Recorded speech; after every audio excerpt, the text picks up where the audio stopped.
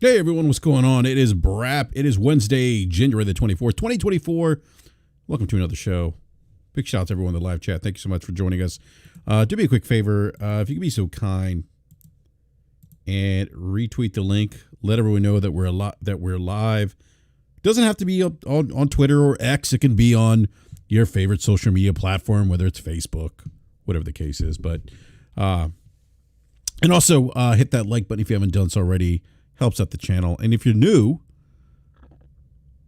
subscribe and hit the bell notification so you're alerted when we go live.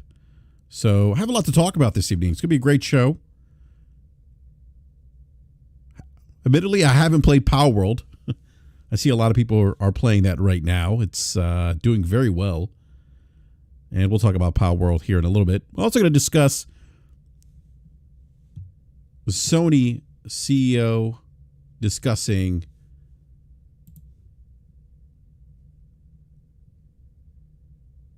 the strategy of PlayStation and whether or not that's really like a new strategy. Some of the things he discussed really isn't that new.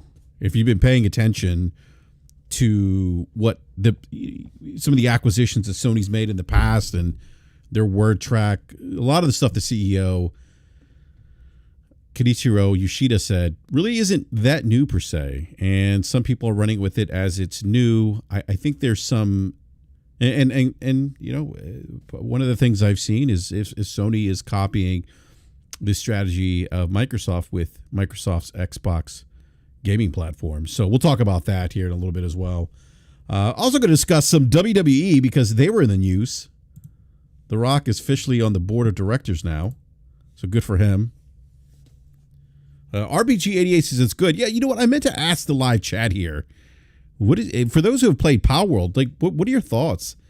I keep hearing comparisons of Pokemon with guns, and my understanding there were some people out there that felt like this game had totally ripped off Pokemon.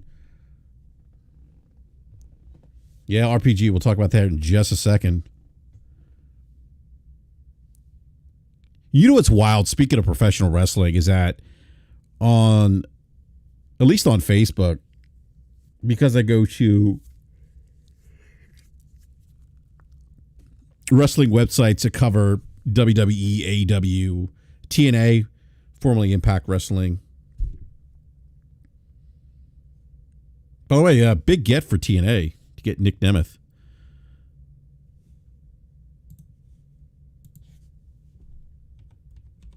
But and now Kazuchika Okada is a free agent.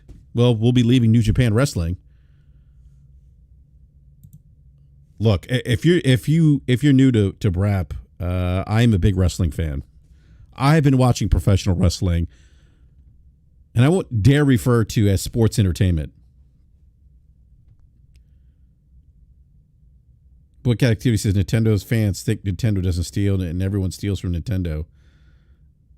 What is Nintendo stolen? Boycott Activity? Just curious.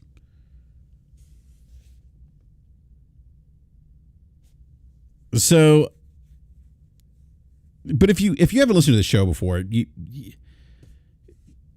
I'm a big professional wrestling fan.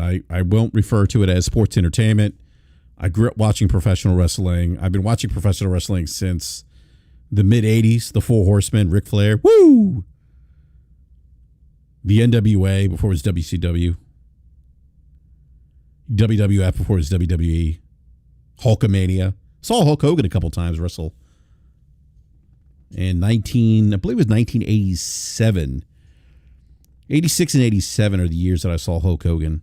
And then I saw him again in the WCW years. Saw Sting, saw Ric Flair. Did you watch Iron Claw? No, I did not watch Iron Claw. You know what's funny is that I used to watch WCCW with the Von Erichs. And I remember when Kerry Von Erich went to the WWF as the Texas Tornado. RPG says more of an attitude era guy myself. Yeah, you know, that was a great era. I really liked the Attitude Era. For me, WWE was really stinking up the up until I think the last, I would say the last 2 or 3 years, I would say post-COVID, WWE is much better. Much better. But for a while, I just lost interest in it. I didn't watch it as much because I felt like it was not a good product. But it's gotten better since the arrival of AEW. I feel like the competition has pushed WWE to get better, and they're just, I mean, they are clearly on a different level, and that's not a knock against AEW. I watch AEW's weekly programs as well as WWE, so you can tell there's a difference in talent. The storylines I think are better in WWE right now than AEW. I really think that's probably one area of improvement with AEW, that they could incorporate some better stories to keep people coming back and engaged. Don't get me wrong, I think the wrestling is great. I just think they need to have some more compelling storylines.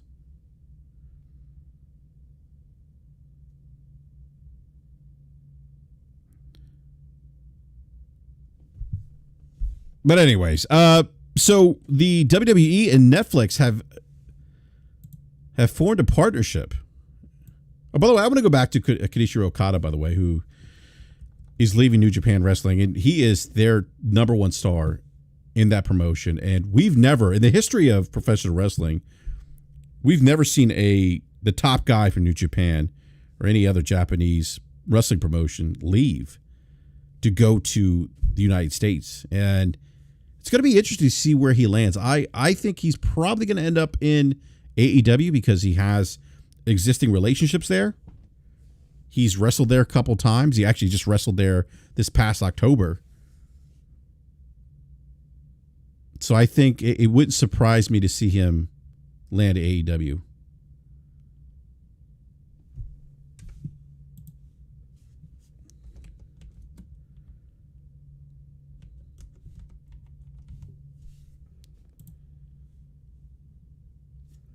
All right, so WWE and Netflix struck a deal this week to move Monday Night Raw starting next year.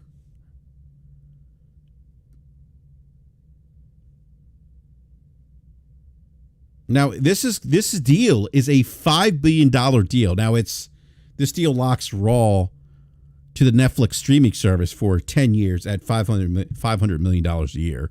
So the WWE is getting $500 million a year to stream, to have Raw streamed live on Netflix. Which this is kind of interesting because this is a pivot to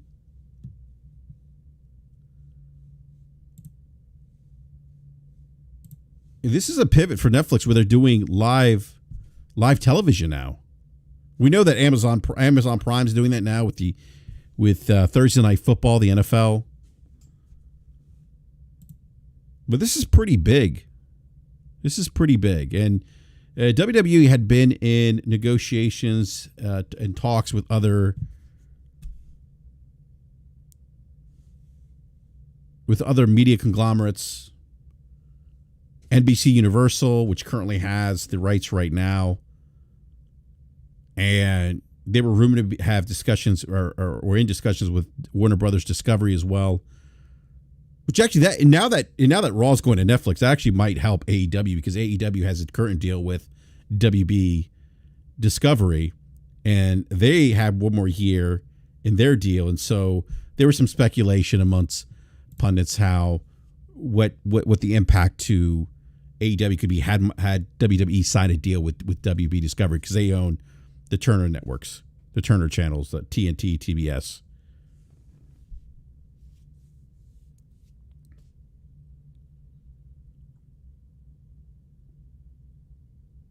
I make babies said not really. They making people.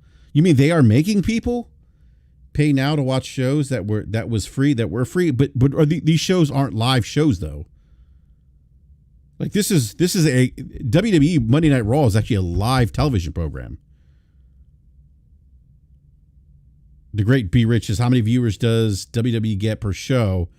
I think with Raw, and I have to pull the numbers. But they probably get close to about 1 million people watching. I'd have to do a quick Google search. I know I was listening to WWE president Nick Khan, and he actually had shared some numbers. He was on the Pat McAfee show. He'd actually shared some numbers, some the WWE Raw numbers.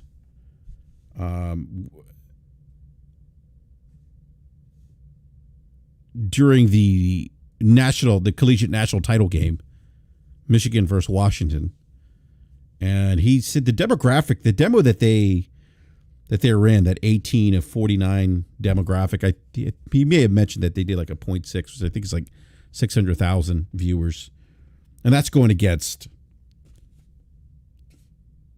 sports Monday, the national championship collegiate game. Yeah, Boycat says, "Oh, that's a big deal. I really didn't want to pay for the WWE app alone." So here in the U.S., and I don't know where you reside, Boycott, but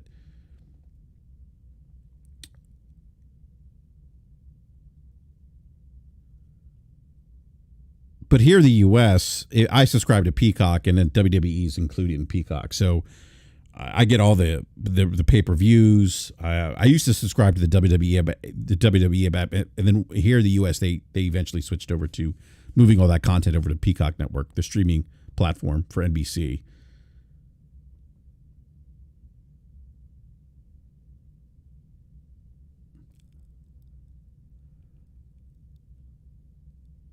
J2X says Palworld is coming to PlayStation after it leaves early access. Was that confirmed? And by the way, if you're quoting the gentleman, what's his name?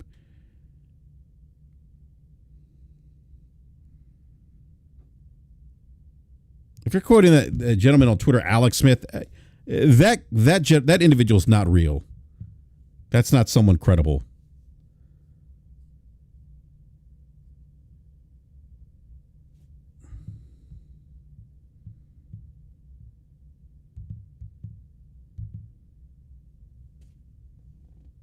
Yeah, RPG 88, Alex Smith. Yeah, exactly. So WWE and Netflix strike this deal. It's a 10-year deal worth $5 billion, and it brings it really, at least for WWE, they are the number one promotion here in North America.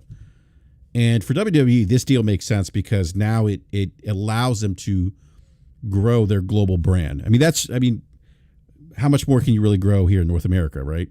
So now this gives them the opportunity, with Netflix having over 250 million subscribers globally. Netflix has the mechanism in place now to deliver WWE content on a scale that WWE didn't have previous to this deal because they were on cable. And there's different nuances with cable and broadcasting, terrestrial meaning, satellite.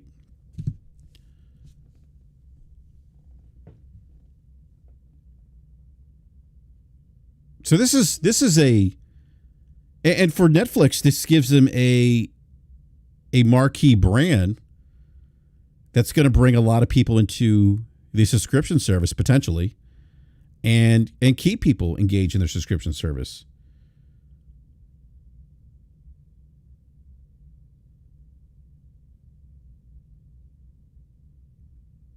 It's kind of a win-win for both, I think, for both parties here. Now Netflix is getting that live weekly television show that's going to keep people coming back. You always hear about people binging on Netflix and then leaving sometimes. Like for me, and I can only speak for myself, for me, having WWE Raw on Netflix means that I'm going to be using Netflix at the very least once a week, every week. And that's not the case today. That's not my usage of Netflix right now. Frankly, my kids use Netflix more than I do.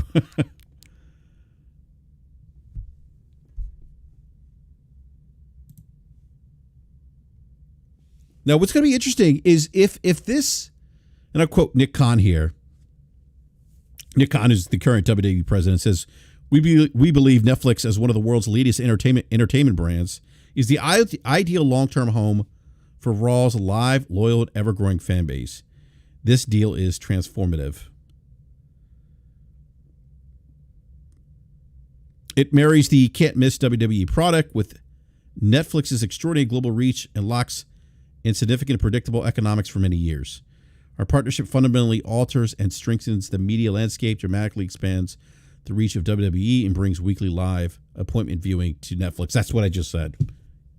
That's exactly what I just said.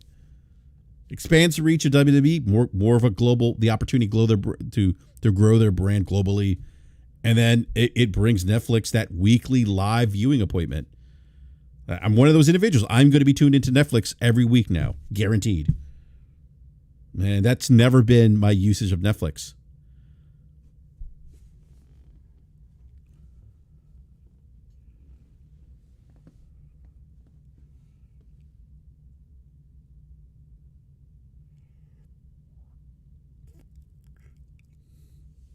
And this deal solidifies Netflix.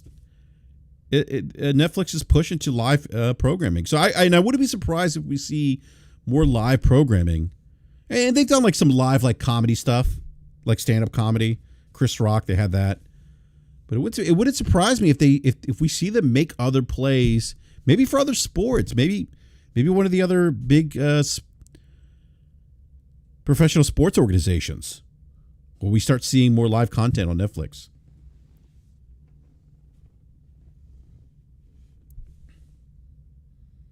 Ricardo says, "BRAP, this sucks. I have to pay for Netflix for Monday Raw, Peacock for pay-per-view, and pay for Fox for SmackDown." Look, I feel your pain. You are going to have to make some choices, sir.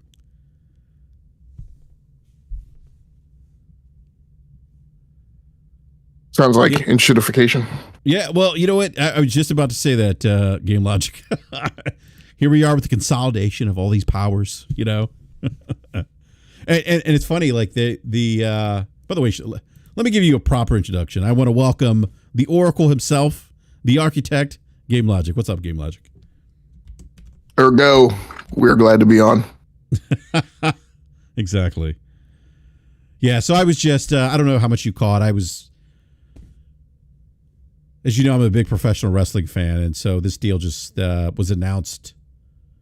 Was it yesterday? I think I have to look at the date here.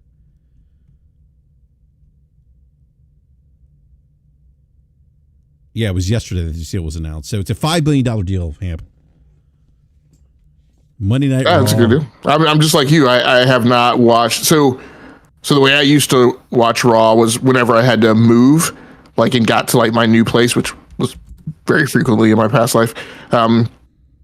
Like for the first like couple months, like while I was settling in, or when I was, or like while I was on travel, you know, stopping at places or whatever, I would start watching Raw, and I would watch it once I got to the new place for like another month or two, right? Then I would, you know, get back to my regular routine. It was kind of like my, you know, turn off my brain kind of period of you know, every couple of years. But yeah, now that I pay for Netflix and now it's getting Raw, yeah, I'll be watching on Monday nights. Well, I mean, I don't even have to watch on Monday nights now anymore, right? Well, no, I mean, you can watch the replay on Netflix. But yeah, but this is their first like weekly live show. And you know, I thought it was a big deal when Amazon Prime locked down the NFL for Thursday Night Football too. You know, having that weekly live, you know, showing for them. Yep. Disney owns ESPN. Why do football teams keep hiring Jim Harbaugh? Because he's a winner. In the NFL? Yeah, he took the 49ers to the Super Bowl. Okay. All right. Yeah, that he resurrected that franchise. And then he went to Michigan. He left and went to Michigan. No, but yeah, Forte said it's a sad day in the BRAP DM. Jim Harbaugh will officially be the next head coach of the San Diego Chargers. Or not San Diego Chargers, Los Angeles Chargers. So also, speaking of Netflix, Hamp, the basic Netflix subscription that costs $12 per month in the U.S. is being retired. Finito. Was that the streaming one, or was that the old DVD one? This is their ad. Okay, so this is Netflix will no longer allows new or returning members to sign up for the ad-free basic subscription that costs $12 per month. That leaves subscribers with Netflix's $15.49 per month option as Netflix's cheapest ad-free plan. What was the difference with the lower end? So there were 2 tiers of ad-free Yeah, I'm trying to see what or of ad-supported. So are there any ad-supported tiers for Netflix anymore? Yeah, the one that's $15.50. Okay. Yeah, I'm trying to see what the difference was. I'm not familiar. I've had the ad-free plan. Because I know there was a T-Mobile shakeup where recently where if you were getting the Netflix kicker as a benefit, then you got automatically moved to a new higher tier plan or something like that. I can't remember exactly what it was. Yeah, I'm not sure. CNBC is reporting Netflix is preparing investors and users for more price hikes in 2024. What do we tell people about these subscription services, Amp? What do they do?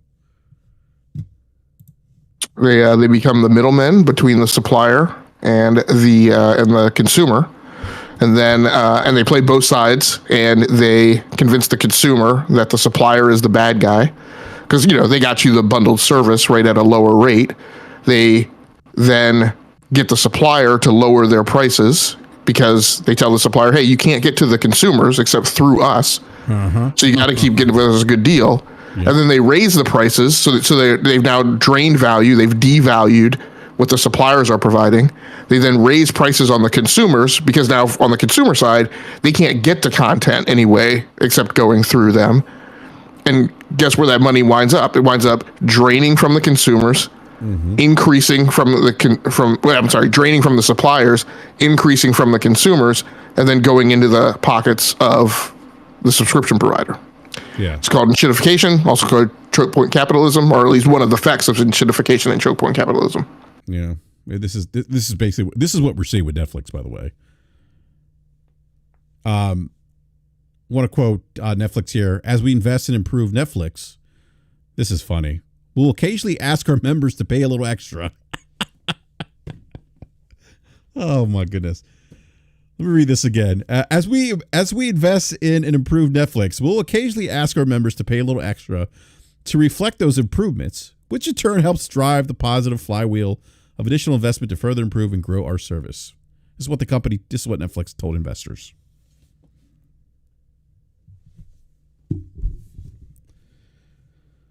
I have seen some people on Twitter upset about potential increases, Netflix price increases. They feel like, hey, we've got price increases last year. How are they increasing prices again?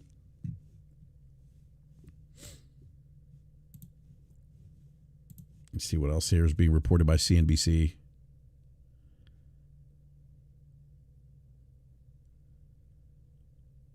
The takeaway. Let's see here. Yeah, it's interesting. This is on the heels of the announcement of Netflix partnering with WWE.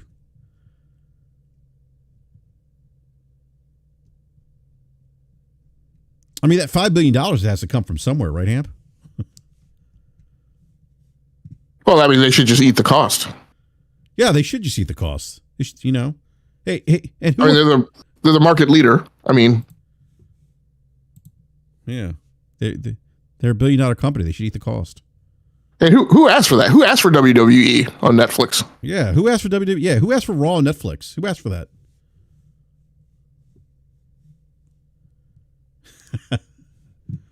Oh man, it's so funny when you flip companies and you use that logic, and it just shows you how ridiculous it is.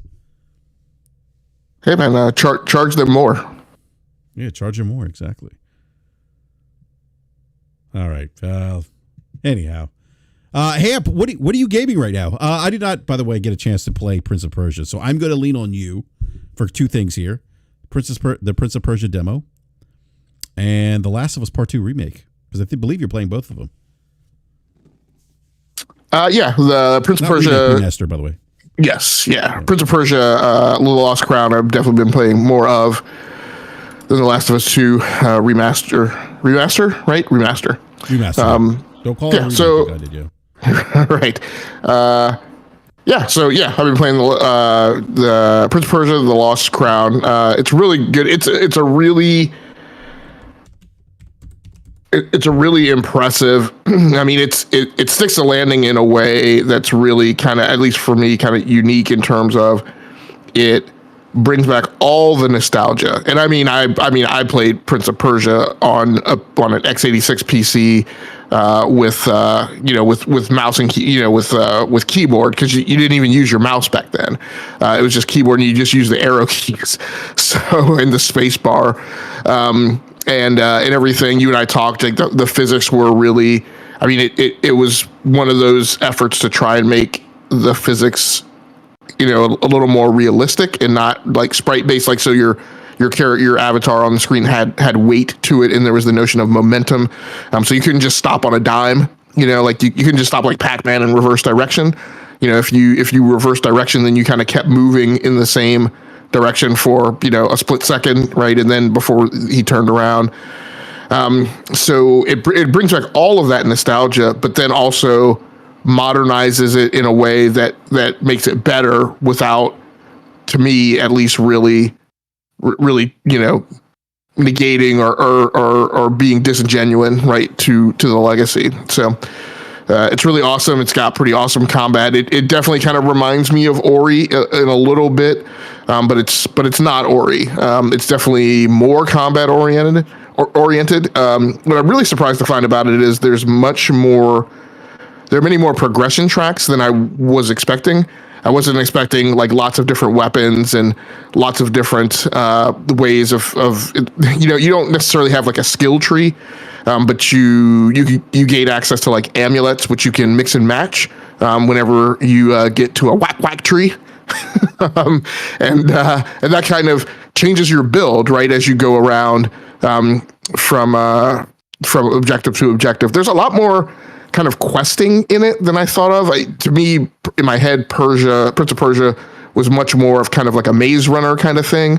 But there's a lot more kind of being on the map and questing. And even though it's 2D, rendering a lot of that same kind of feeling you get from, a 3D, RPG, maybe not quite an open world RPG, but there's definitely the notion. I mean, there's definitely the effect of there are quests you can go on. There are side missions you can choose not to accept or not to pursue. Even though the map's only 2D, there's freedom of destination in terms of horizontal and vertical pathways. So you could choose to go into kind of the lower levels of the map and explore down there, or try to go vertical, or, you can go directly towards your objective and try and like figure that out. Or not. You can lay down map markers so you can get back to places, that you'd been to before. In a lot of cases, you will run into parts of the map that you cannot traverse until you gain a certain power.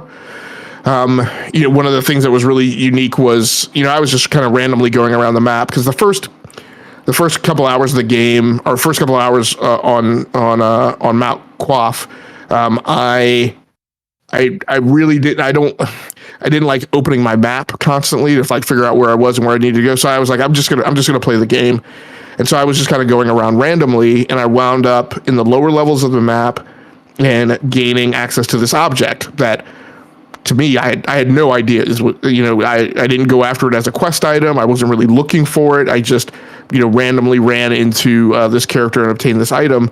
Then I started exploring upward on the map and ran into another character that, it turns out, in order to get that character free, you needed to have the quest item that I had just randomly run into. And I was like, if I had probably in your normal course of traversing the map, you would have probably run into that upper level character first. And like, if I had run into that upper level character, I'd be like, well, where the hell is the thing that this dude needs? Like, I would have never found it probably. So it's a lot more complex than I think the 2D nature of the map leads you to think it will be. And then and then the last thing for me, and I'm playing it on Nintendo Switch. I think the last thing that really does it for me is the music is really great. It really has all of kind of like those undertones and those flourishes of Arabic music that most of the time we only get to see, unless you particularly listen to that kind of music, you typically only get to see in a particular movie. So any of those movies, even like Indiana Jones and the Last Crusade, and what's the other one that I want to say? I can't remember right now, but if you've ever seen like Arabic movies or things like that, then you'll be familiar with those tones. It's a really great soundtrack, I think. So, bit of a pain in the butt that I didn't care for was signing into your Ubisoft Connect account, which I guess because I didn't have mine configured on my Nintendo Switch, so that's a pain in the butt the way my passwords are. So. But yeah, it's really awesome. Artistically, looks beautiful. Obviously, graphically on the Nintendo Switch, I could definitely see those scenes where I'm like, okay, there's not a lot of texture fill on here. I bet it looks a lot better, on Xbox or PlayStation or PC. But probably where to play it now. Yeah. But not too much of a negative effect on Nintendo Switch. A couple places I've caught like some hitching, but that's like when it's transitioning into a cutscene or back out of it. But other than that, gameplay has been fine, and I love the fluidity of the combat. Mm-hmm. It reminds me of it's not Spider-Man 2. It's not Spider-Man 2, obviously, but the fluidity of the combat reminds me of like how much I enjoy playing Spider-Man 2, and I'm enjoying what I'm experiencing in Prince of Persia: The Lost Crown in that same manner as well. Yeah, I thought about picking it up for the Nintendo Switch, but. Because I feel like this is kind of a game that I could. I'm clearly looking for reasons to use my Switch. I feel like maybe this is one of those games, but you say visually speaking, like the aesthetic still looks pretty good on the Switch. Because I think you're playing on the Switch OLED too, right? No. So actually, I'm playing. Actually, I should clarify that. So I'm playing on the Switch LCD, but also my comments are about playing it in docked mode. So there's things I'm seeing because I have it up on a big screen. If you're in handheld mode, those are probably things you don't notice. Other than. Yeah. And those performance hitches that I'm seeing when it goes in and out of cutscenes, and it's not every cutscene. There's been one or two cutscenes. Those may not. You may not experience those in handheld mode either while it's rendering at 720p. Yeah, often the games do perform better in handheld mode than they do when you dock it on the TV or on the screen. Josh Ayers is asking, wait, you need to sign in. So Josh, you don't have to. You have the option to, but on console, and I did. Mm-hmm. I used to be like that. I used to be like, F that. I'm not going to say. But now I'm like, I'm paying for this game. I may as well accumulate the award points or whatever, into my Ubisoft account. So yeah, but you're not absolutely required to. It will probably squawk at you, every other time you boot the game up about signing into your Ubisoft account, and that's bothersome to me. So to me, it was just easier to go through the pain and get signed in and be done with it. Yeah. Okay. Yeah, I'm planning on picking it up. I think the game looks beautiful. There's a lot of the game, the street live streams that I've seen, or not live streams, some of the videos that I've seen of gameplay appeal to me. It kind of gives me, obviously, Metrovania type game, gives me that combat kind of reminds me a little bit of Metroid, a little bit of Metroid Dread, a little bit of Ori Will the Wisp. Those are probably the games that come to mind when I'm looking at gameplay, but I'll eventually get to it. Just as many know, I'm playing my third playthrough of Baldur's Gate 3. I tell you, Hamp, I'm experiencing new things, discovering new story arcs, new cutscenes that I didn't experience in the first two playthroughs. This game is it's amazing. Yeah, man, you got the Baldur's Gate hairy palms. Yes. Yes, I do. Can YouTube demonetize us for saying hairy palms? I wonder. Not this late in the game, though. Yeah, what's going on, Slobo? And nothing much. Just snuck in the back door, so it was wide open. Whoa! Pause. Go ahead, sir. We don't do pegging here, sir. Wow! Wait, get your minds out of the gutter! Oh my gosh! Yeah, you were the first one to mention pegging on this show. Who, me? I may have. I think you might have, Slow-Mo. Yeah, yeah. I probably did, honestly. Yeah, you guys talk about Prince of Persia. Yeah. Whoa! Before you get to Prince of game. Persia, Slow-Mo, I got to give you a proper introduction, sir. Okay. Yeah. So I would welcome King KD, Oh, here we go. the teabagger, the man you don't want to see on COD or any other FPS. Slow-Mo backslap. What's up, Slow-Mo? I'm doing good. I haven't played Prince of Persia in a few days after I a rage mini quitted because I was playing it on PC and I beat maybe like the third boss, and then I was talking to this NPC who gave me a side quest, and I'm like, all right, bet now. To go back a little bit further, like after I beat the boss, the game kind of like paused for a moment. And even though like animation was still going on, things were still moving and stuff, I couldn't move my character. And I was just like, that's weird. It was like a good 3 seconds where I couldn't move my character. But, I got control of my character again, and I'm like, all right, whatever, a little minor bug, no big deal. So fast forward 5 minutes later, I'm talking to this NPC, and he gives me a quest of like finding these broken moons or something. I said, all right, bet, whatever, I'll do it. And as soon as I accepted the quest, I couldn't move again. And then it stayed that way. And I just could not move. And I was just like, there's nothing I can do but restart the game. I restart the game, and I'm back at like one of those trees that that it's like an auto save whenever you go to the tree and get like refreshed and get your potions back and whatnot. And you mean the whack tree? Yeah, the whack trees, right? And I think that was before I fought the boss, and I was just so mad that I was just like, I'm just gonna put this down for a few. And so I think like all weekend I've been playing Call of Duty. Matter of fact, how far back is this? I don't think because I knew I unlocked the ability to dash, but now I can't dash right now. Oh wait, so dash. Never mind. I can dash. I'm good. Okay, all right. Because I was just like, whoa, if I went that far back, good grief. Like, I don't even know where I am right now. I'm trying to figure it out. But no, look, it's a cool game. I'm not even really into side scrollers like that. But this one's good. I like this one. It's quality. I can't knock it, and I'm the kind of person that like I may not like every genre, but if it's a really, really high quality game, and this one is not like, I don't think it does anything that's like people have never seen before in a side scroller, but it's just well done. It's just really that well done. So I'm enjoying it. Now, Slim, are you playing this on PC or console, Switch? Yep, PC. PC, okay. Yeah, and of course, I mean it's a pretty easy game to run. It's does nothing on my rig, so having a good time with it. Yeah. I say this to Logic. At some point, I'll pick it up and play it. It's definitely on my radar.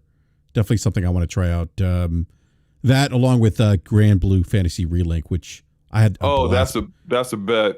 I'm getting that. I had a blast playing that, Slow-Mo. Nice little palate cleanser coming off Baldur's Gate 3. As you know, Slow-Mo, I'm doing my third playthrough of Baldur's Gate 3 right now. I probably clocked close to 400 hours total in this game.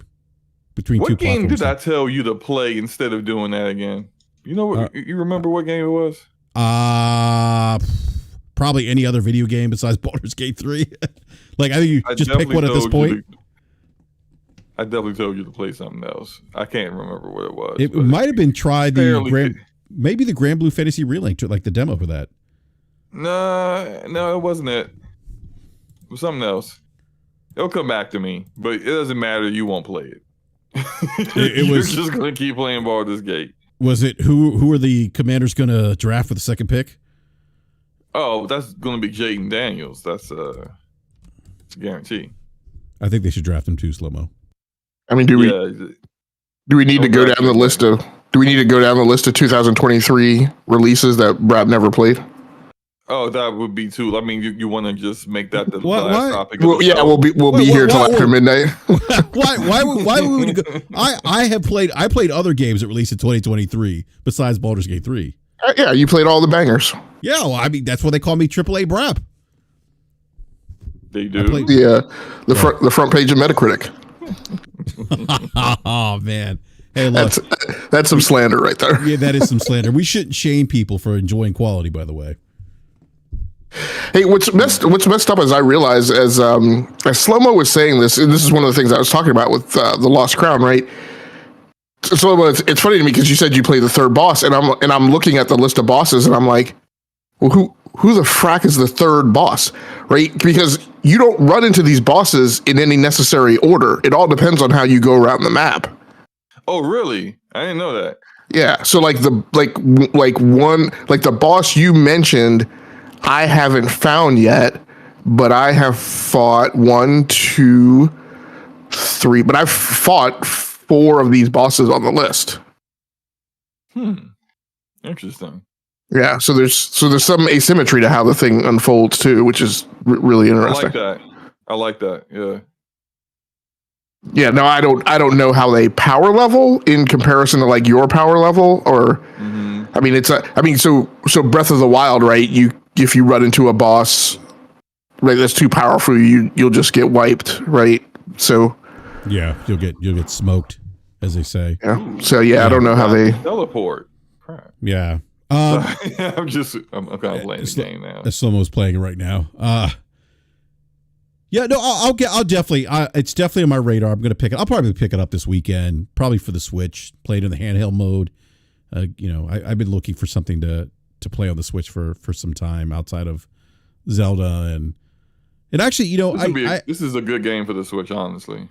And actually, and I heard it runs pretty well. So the other thing I should mention, I actually have been playing other games outside of Baldur's Gate 3.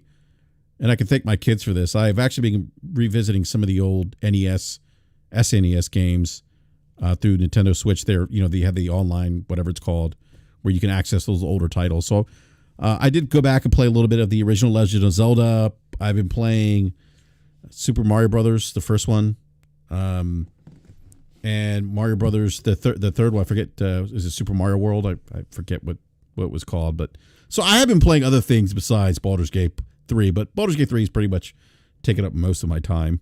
Oh no, sorry. So sick. I thought you said, "Oh no," because I've been playing Baldur's Gate 3. Oh no. I went into a room and there's like these moving walls with spikes on them, and I just kind of ran into the room, and then they were just started moving at me. That's why I was just like, "Oh hey, yeah, don't do that." Actually, Slim-O, I did play Fortnite, no build mode, with my son, my 9-year-old, for the first time. We actually... Oh, you actually got back on Fortnite. Wow. Yeah, we got our first Victory Royale together. Yep. He was actually pretty good. I was like, okay, he's 9 years old. He's holding it down. I was like, okay.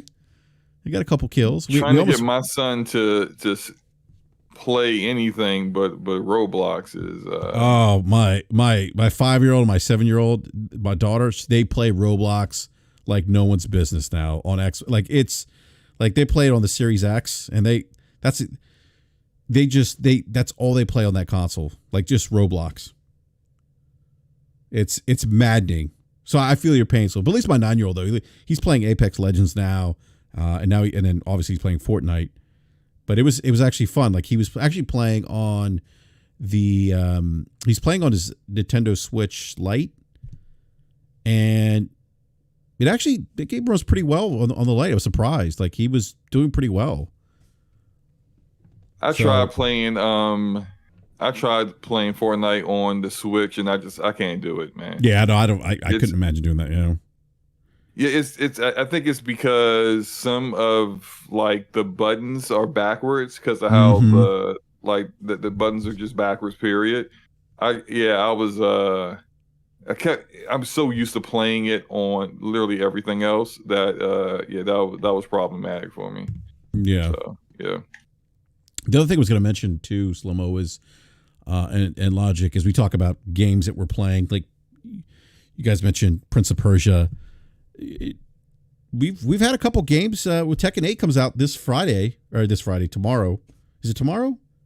No, I'm sorry. It's Friday. This Friday, and the reviews for that game are pretty good. Sits at a 90 Metacritic right now. So we've had 3 games that have reviewed pretty well. If you're just looking at Metacritic and OpenCritic, Prince of Persia, and Tekken 8. Infinite Wealth.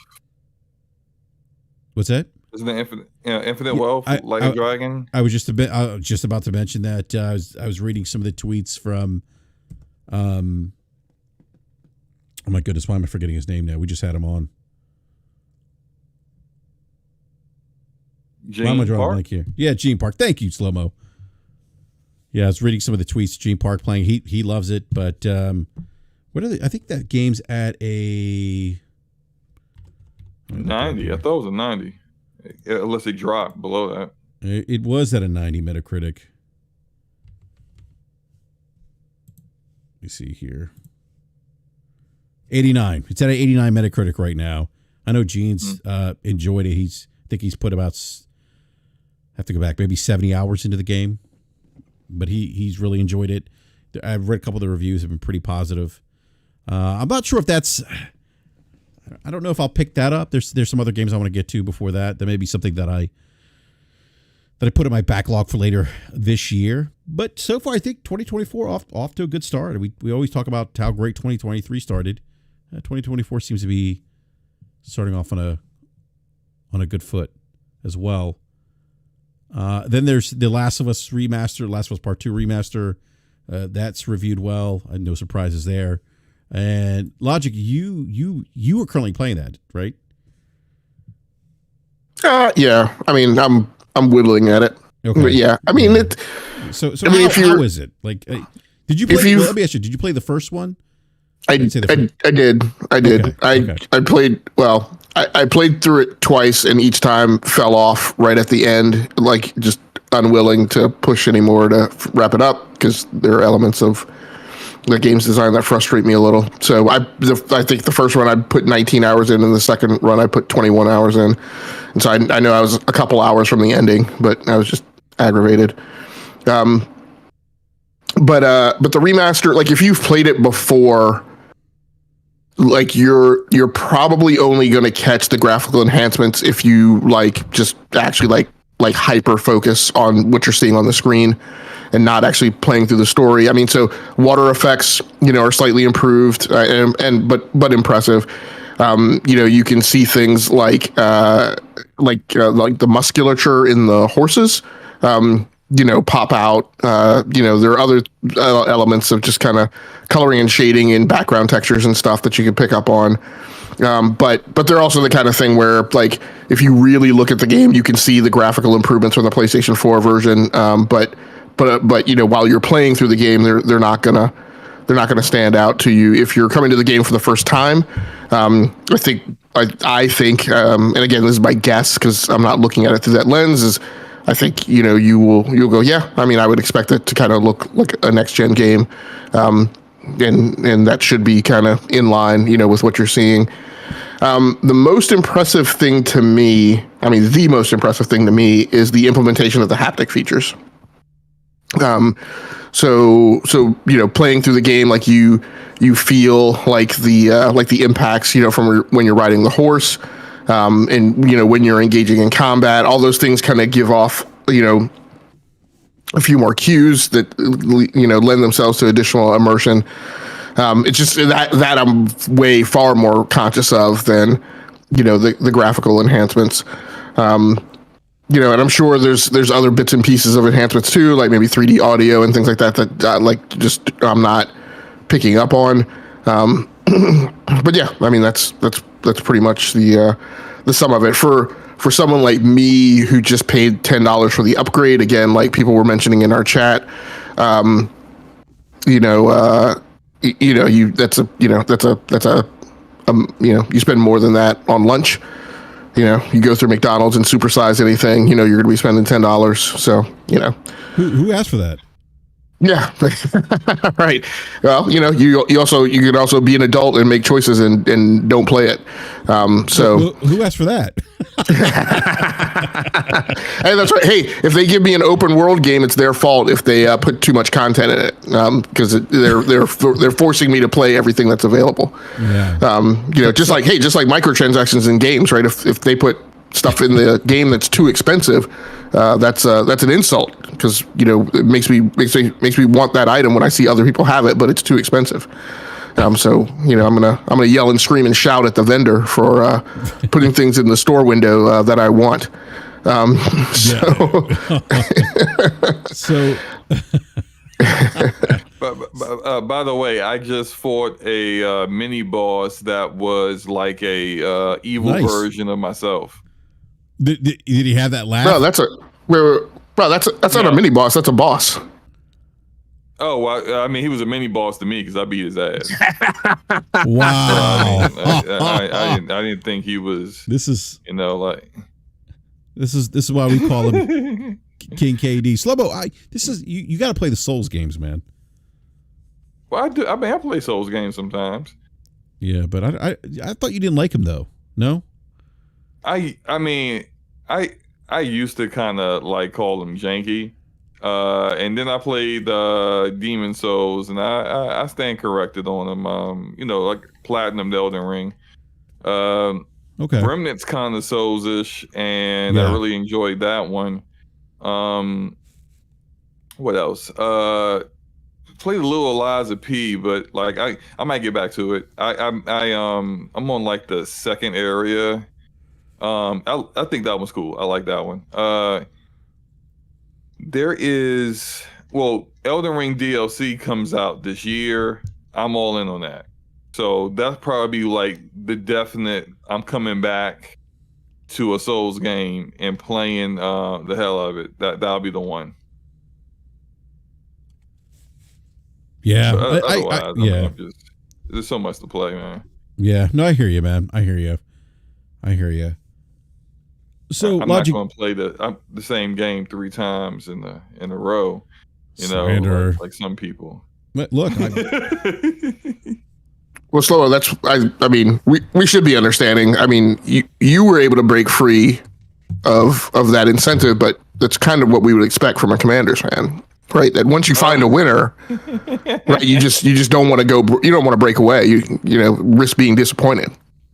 Well, I'm a Commanders fan too now. So I'm saying, but you've been able to resist the temptation. But BRAP, having gone through the drought that he's gone through, he's got a banger of a game now, and I can understand why you wouldn't want to break away.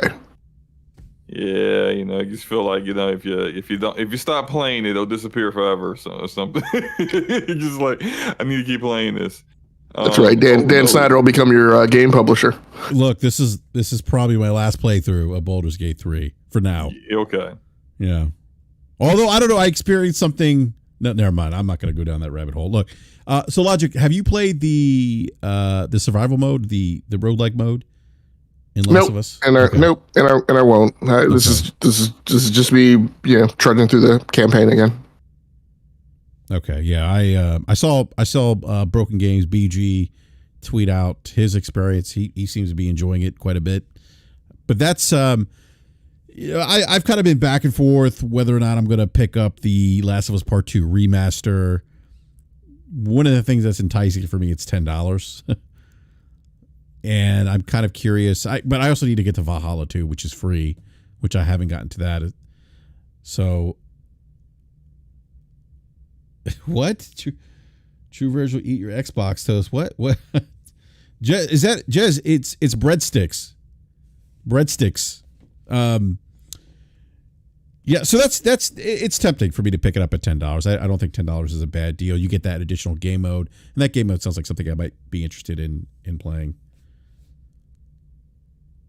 So Enrique, I've been playing a lot of Cyberpunk. And I got 3 different characters I'm maintaining. So you understand my. Hold on now. Hold on. I still play other games though. Okay, so I'm like, okay, Slow-mo. Here's to it. Here's the deal. You don't sleep. You don't sleep. This is true. You don't sleep. So you don't sleep. This is why you have a refrigerator with a case of Red Bull, fully stocked. Why you gotta tell everybody my business? Like it's not fully stocked. Forte said it's fully stocked. Forte's a liar, and we all know this. Like he just lies all the time. The man's not even here to defend himself. Hey, even if he was, he wouldn't. He'd be just doing nothing but telling lies again. So he probably would. He does double down on the lie telling. Look, I also have 4 kids, 20 chickens, 2 dogs. Oh, here we go. You always. I mean, my time. I got 5,000 kids, man. You know. Hey, man, my time is limited, man. My time is limited. I barely can have a conversation with my wife that doesn't revolve around the kid's schedule. Well, I mean, I think that's just life at this point, honestly. Yeah, I think so too. Like, we have conversations, just the two of us. It's actually like a breath of fresh air. It's like, oh, it's nice to talk to an adult instead of trying to rationalize with a 5-year-old. So, or having them snitch on you, logic. Oh yeah, that's always a given. Yeah. All right. So there's some rumors. Our good friend Hip Hop Gamer actually put out a video suggesting that he's heard, or saying that he stated that he heard that Nintendo will be coming to PC. He said he didn't name any specific sources, but said he had heard from partners in the PC space.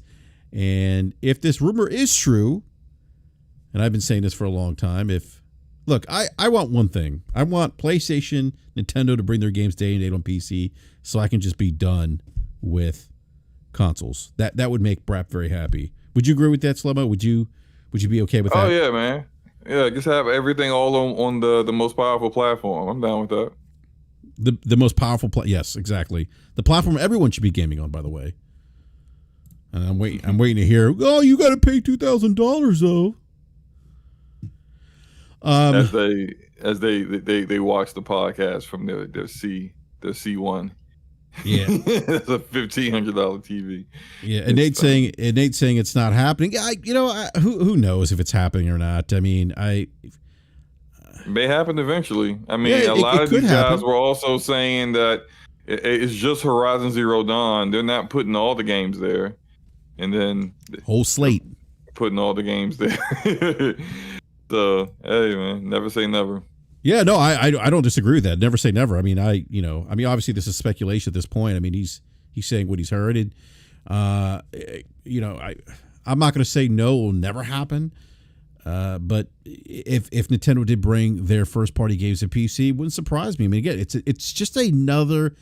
They could do what Sony's doing. They could do that staggered release where. Sean Layden, like, it's funny. A lot of people quote Sean Layden, but they only quote the part where he's like, well, AAA games development isn't sustainable. But they don't even fully quote that quote. They leave out the why he's saying it's unsustainable, which doesn't have anything to do with the size of the team, things like that. He actually talks about that. But I've talked quite a bit about that particular quote, an article from GameIndustry.biz with Sean Layden. But oh, Jesus, I forgot what I was saying now. I'm getting old, Slomo. So. You are. Yeah, no, but it wouldn't surprise me. Like with Sean Layden, I was going back and listening to an interview he did, and he was saying, like, for PlayStation, like, it was just additive for them. Like, he's like, look, we're taking a first-party game that we're not really getting, like, we've hit the point where we've sold as many copies as we can sell on the PlayStation. And now we're just gonna move it to the PC just to get some additional sales because we've maxed that potential out of the PlayStation console. And it's just additional revenue. I'm like, well, okay, that makes sense. He's like, we're not trading one sale for another. So I mean, in that regard, I mean, I could see Nintendo maybe doing that. I could see Nintendo saying, hey, you know what, we're gonna release. So yeah, go ahead. So you think you could see them, like, say for example, Breath of the Wild. Let's not do that one because that's old. And then Tears of the Kingdom already came out. Metro Prime 4. Actually, he said this wouldn't happen until like 2026. So let's say there is another Mario game coming out in 2026. It will come out. You're saying they're going to kind of do what PlayStation is doing, where it comes out on Switch first and then it goes to PC like a year later. Is that what you're implying? Well, I'm not. Who knows if it's going to be a year later, a year and a half? Who knows? Gotcha. Yeah. All right, we'll have to see. But what I'm saying is, it wouldn't. It wouldn't. All I'm saying is it wouldn't surprise me if they did it because, and again, I'm not saying they're going to do day and date, but it wouldn't surprise me if they did it similar in the same way that PlayStation. Excuse me, the same way that PlayStation does it. Gotcha. You know, the portfolio is just weird to me. Yeah, go ahead. Like I don't see myself needing to play Super Mario World on PC. I don't see myself needing to play Logic Yoshi's, whatever on PC. You get higher frames. Why wouldn't you want to play it on PC? Playing at 5,000 frames per second. That 500 megahertz monitor you have there you go. You can play Mario in all his glory at 500 FPS. Yeah, like I don't see myself needing to play Splatoon 2 on PC.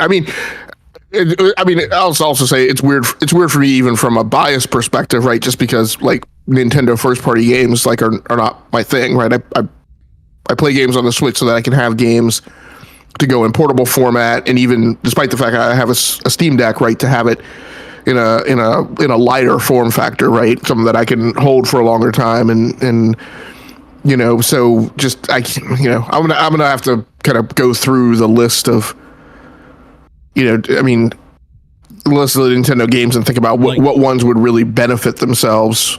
Tears of the Kingdom. Well, yeah. So okay. So this is what I'm going to say. I'm going to have to go through the list and look at it, and also not ascribe false hurdle jumps for it. Right. Meaning that I'm not going to say I need to play Tears of the Kingdom on PC because Tears of the Kingdom stretched the performance capabilities of the Switch. Right. That's not the rubric. Right. It's what games are of such a performant nature that they would really benefit themselves from the PC from an experiential standpoint. Tears of the Kingdom is still a Switch game, right? It's stretching the bounds of the Switch's performance, but it's not stretching the bounds of what we really need high performance computing for.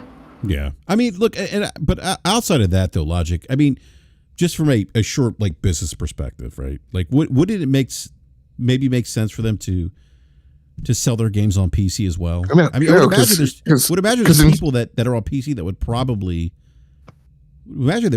people would pay to play those games on PC. Well, I mean, they do. Yuzu is a thing, and people use it, and it is well supported. They definitely have an audience on PC if they choose to go that route. Me personally, I would love to.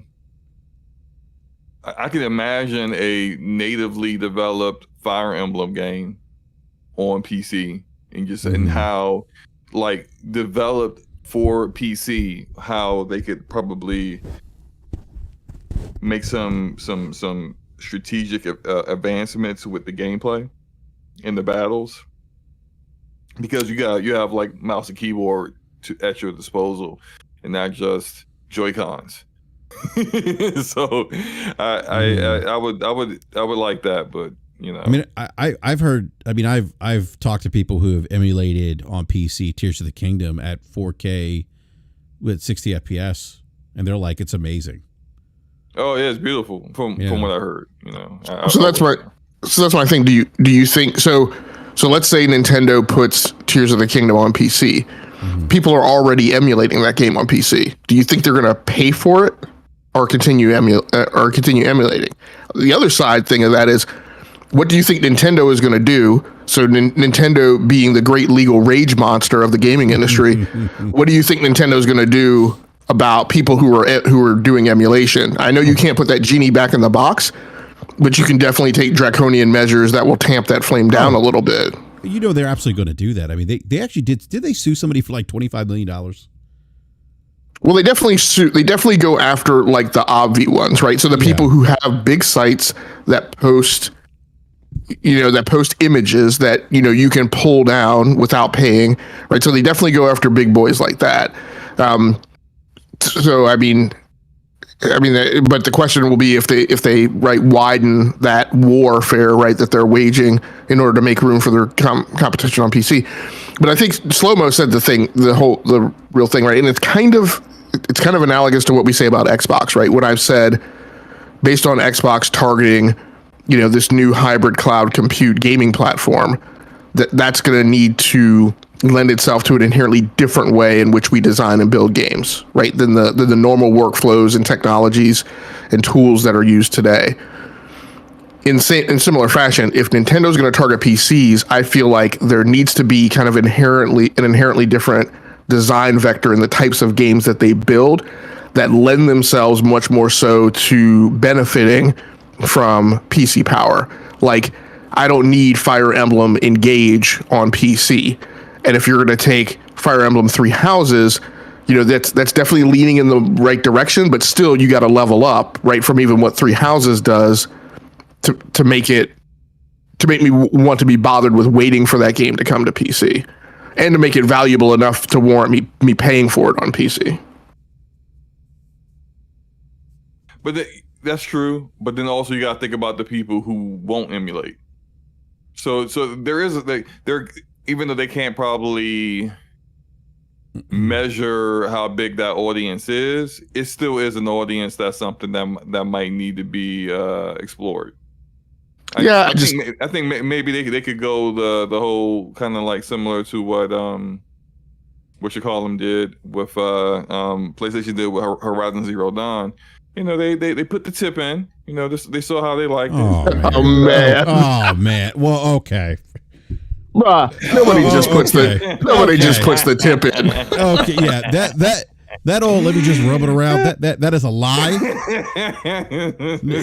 sure is, man. No one just yeah. It's never just a tip. Yeah, it's never just that.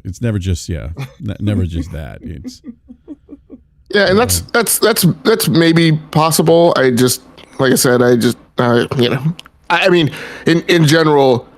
My thing is Nintendo makes kiddie games and people don't buy PCs to play kiddie games. But I don't disagree with that.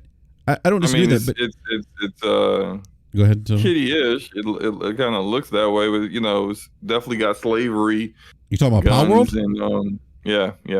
Yeah, I mean, Pokemon have slavery too, so I guess that's no different. I mean, I look at it as this, like, with the way the industry is changing, and we see publishers, we see Sony doing this, we see Microsoft doing this. They're putting their games on PC, just another revenue stream for them. It just wouldn't. I could see Nintendo saying, "Hey, you know what? This is some extra money for us. Padding our pockets. Let's just do it." I'm going to contend that the juice isn't worth the squeeze. Yeah. Like the level of effort and the amount of investment they'd have to make that lift, right? Because the design of games on the Nintendo Switch kind of, like Slow-Mo said, right, lean in a direction that makes it make sense, right, for things like Joy-Cons, makes it make sense for things like motion controls, makes it make sense for things like playing in, just the design choices you make to benefit something being played in handheld mode. Cardboard boxes. Yeah. So, and I just feel like those things are just such a degree off in design vector for building things for PC. Now, maybe there's logic and sense that comes out of, whatever the Switch 2 is going to be and looks like, and maybe that thing leans more in the direction. I mean, let's also mention that. Oh, by the way, go ahead. Logic. I should have mentioned that the Nintendo to PC does tie in with the next Switch 2, whatever it's going to be called. I forgot to mention that, but go ahead. Yeah, but even at that, I don't think that lift, right? The gap between that thing being on an ARM platform and getting it to PC and x86 platform is still bigger than the lift, right, for Xbox and PlayStation. So I still don't. It still doesn't lean enough in that direction to me to make sense. Either from a technology perspective or a design perspective. But I just and as far as the industry changing again, I just feel like it's more level of effort, more investment required for what I feel like is an amount of return that's not commensurate with what you got to put into it. For Nintendo, yeah. Well, I mean, again, this is just rumor speculation, just something that Hip Hop Gamer had mentioned on a recent stream that he did. So I just thought it was interesting, as we typically don't discuss Nintendo going to PC, and Nintendo's really kind of just march to the beat of their own drum for the most part. But yeah. Speaking of Palworld, Slomo, since you brought that up, are you playing Palworld, Slomo? I think FOMO is getting the best of me. I did install it. I have not played it yet. I just can't muster the energy to to play that game yet. But I'll eventually try it out. How about you? Have you played it yet? No, I don't have any interest playing. Just not my, not my cup of tea. Yeah. I think it's. I mean, I've watched some streams. Just not something I would enjoy playing. I don't think I would enjoy playing. Have you? What about you, Logic? Have you downloaded, played it? At this point, I've been on the show for 2 years, and people should already be able to answer that question. The answer is yes. The answer's not just no, but hell nah. It's hell yeah. Yeah. All right, so Powerworld right now has sold 7 million copies. Crazy. Yeah, 7 million copies in 5 days on Steam alone. Jeff Keighley actually tweeted this out today. He said he's confirmed with Pocket Pair that this is a Steam number only, not including Xbox sales or Game Pass, that they've done 7 million copies in 5 days. That's insane. That's insane. So, like I said, my over under is 97% that game is another knockout city. And again, I'm not wishing for it to fail. It's just my expectation is that it's a fad that's going to burn. And like I said on Twitter, people jump to these over these high waves about games like this, and when it's a game as a service, you don't really know what the tail looks like until the game's been live for 6 months and it is into at least its second set of seasonal content. Then you can start getting a feel for its potential longevity. But right now, way too early, and it's going to still be way too early for another 6 months. And by 6 months, you're now into the summer, and I think things look radically different, right, on the landscape of the gaming industry, and then will look significantly different, for the games as a service space. I mean, you look at the NPD numbers, right, and Call of Duty Modern Warfare 3 was number 2 for this year, right, squeezing space out of the industry, and Call of Duty Modern Warfare 2 was still in the top, I want to say, not too far out of the top 10. So you've got big games like that squeezing out. I mean, maybe you'll eat a little space because Halo's given up the bag, but I mean, there just isn't that much room in the industry, right? People flock and gravitate towards the game with the biggest player bases, and even though this has made a big splash, as the year goes on, the stranglehold, the chokehold is still going to be coming from Call of Duty, Apex Legends, and Fortnite. Yeah, no, I don't disagree that we'll have a better sense of the success of the game as time goes on. I think obviously there's a lot of it's the zeitgeist right now is Palworld, and a lot of people are trying it because of that. It's free on game. Well, I say free on Game Pass. It's part of the Game Pass right now, and it's also $26 on Steam. And this is early access, by the way, so this isn't the full retail release, but and because it's January, and your options are really for certain demographics of the market, Lost Crown, which is a $50 game, and some people don't like that, or The Last of Us Part 2, which a lot of people are saying they don't want to pay, they don't want to play again, they don't want to pay $10.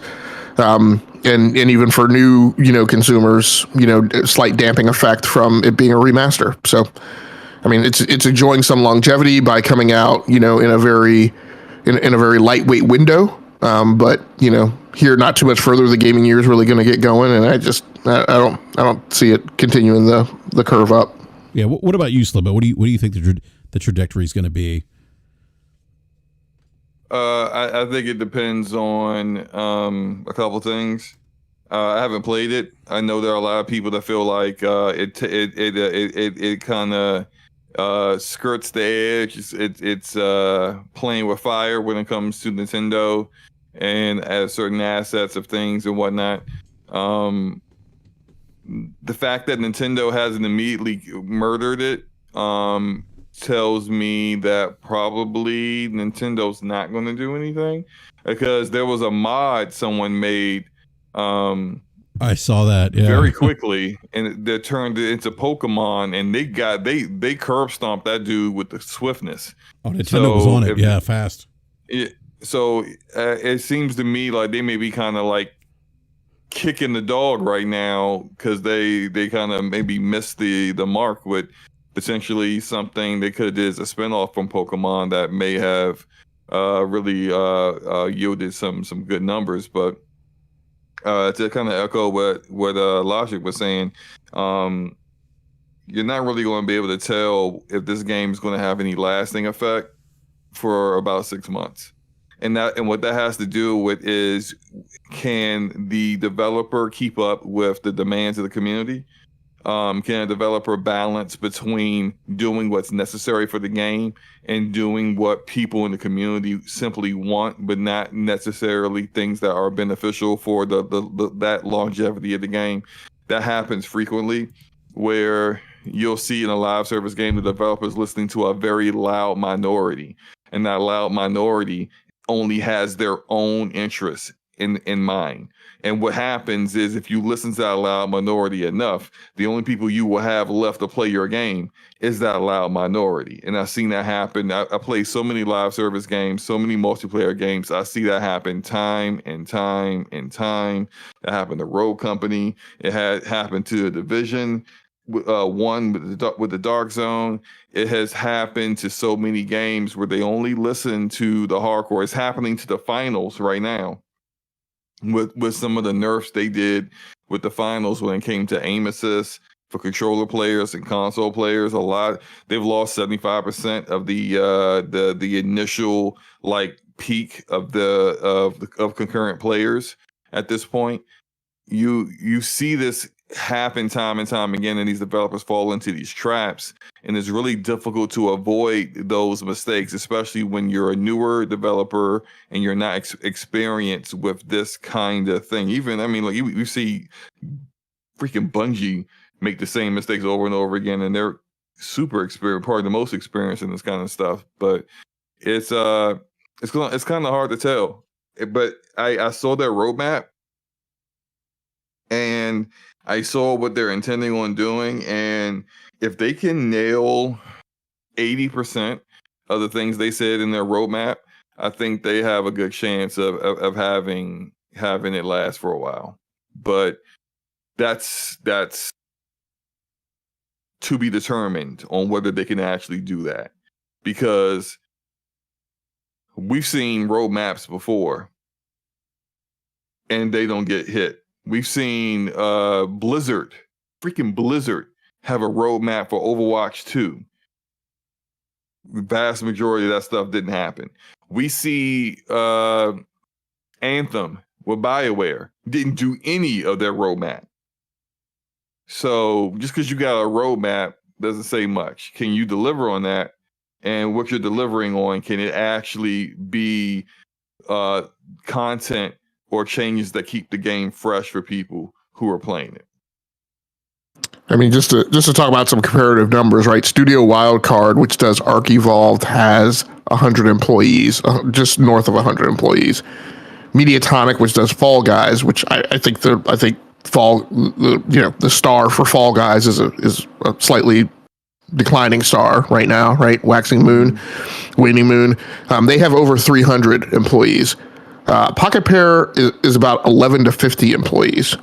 So the notion that they're going to prop up this game and keep giving it the content that it needs to drive it as a game as a service doesn't really pan out when you look at the numbers of other things in that like competitive category. So yes, it's early access, but there are lots of games of this nature that never get out of early access.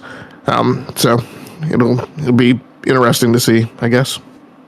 Yeah, you said there are 11 to 50 developers. That's what it's listed as. Yeah, I mean, no telling if that's perfectly accurate, but that you know what that's giving me vibes of. Remember 1047 Games that made Splitgate?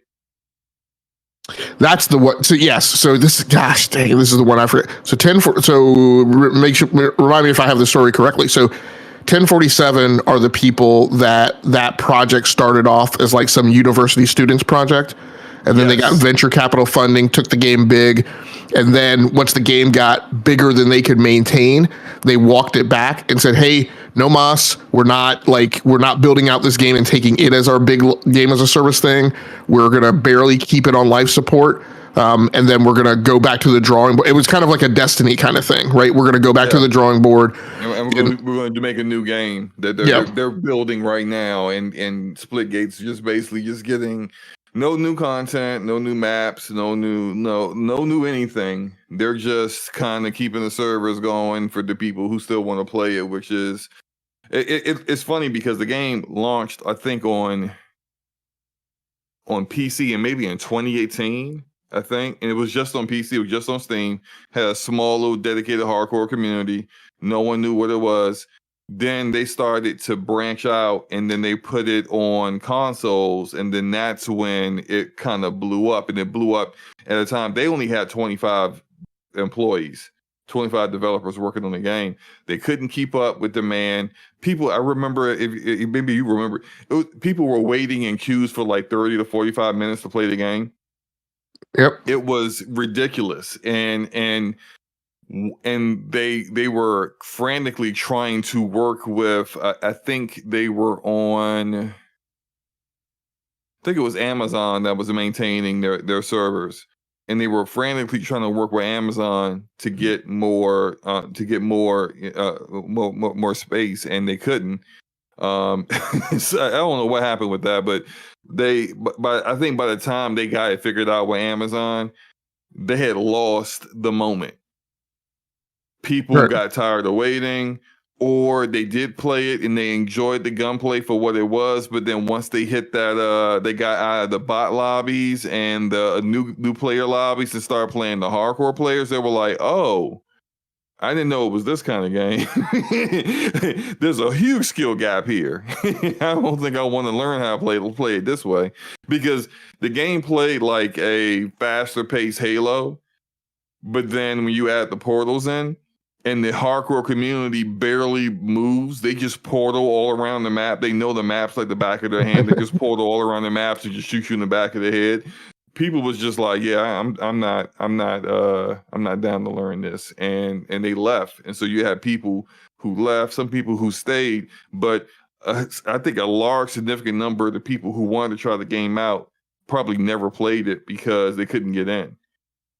And it was because they couldn't get in because they had a maximum player limit of like 100K. It's funny, but that's what happens when your scope is small, which is not a problem. I mean, it was smart for them to think small, considering what they were working with. But when you're not prepared and you're not capable of ramping up to deal with the large scale demands that were coming with a project that turned out to be pretty successful, you're going to have to take a long, hard look in the mirror and say, what are we going to do here? Are we going to hire 100 people and try to keep this thing going? Or are we going to take what we earned off of this,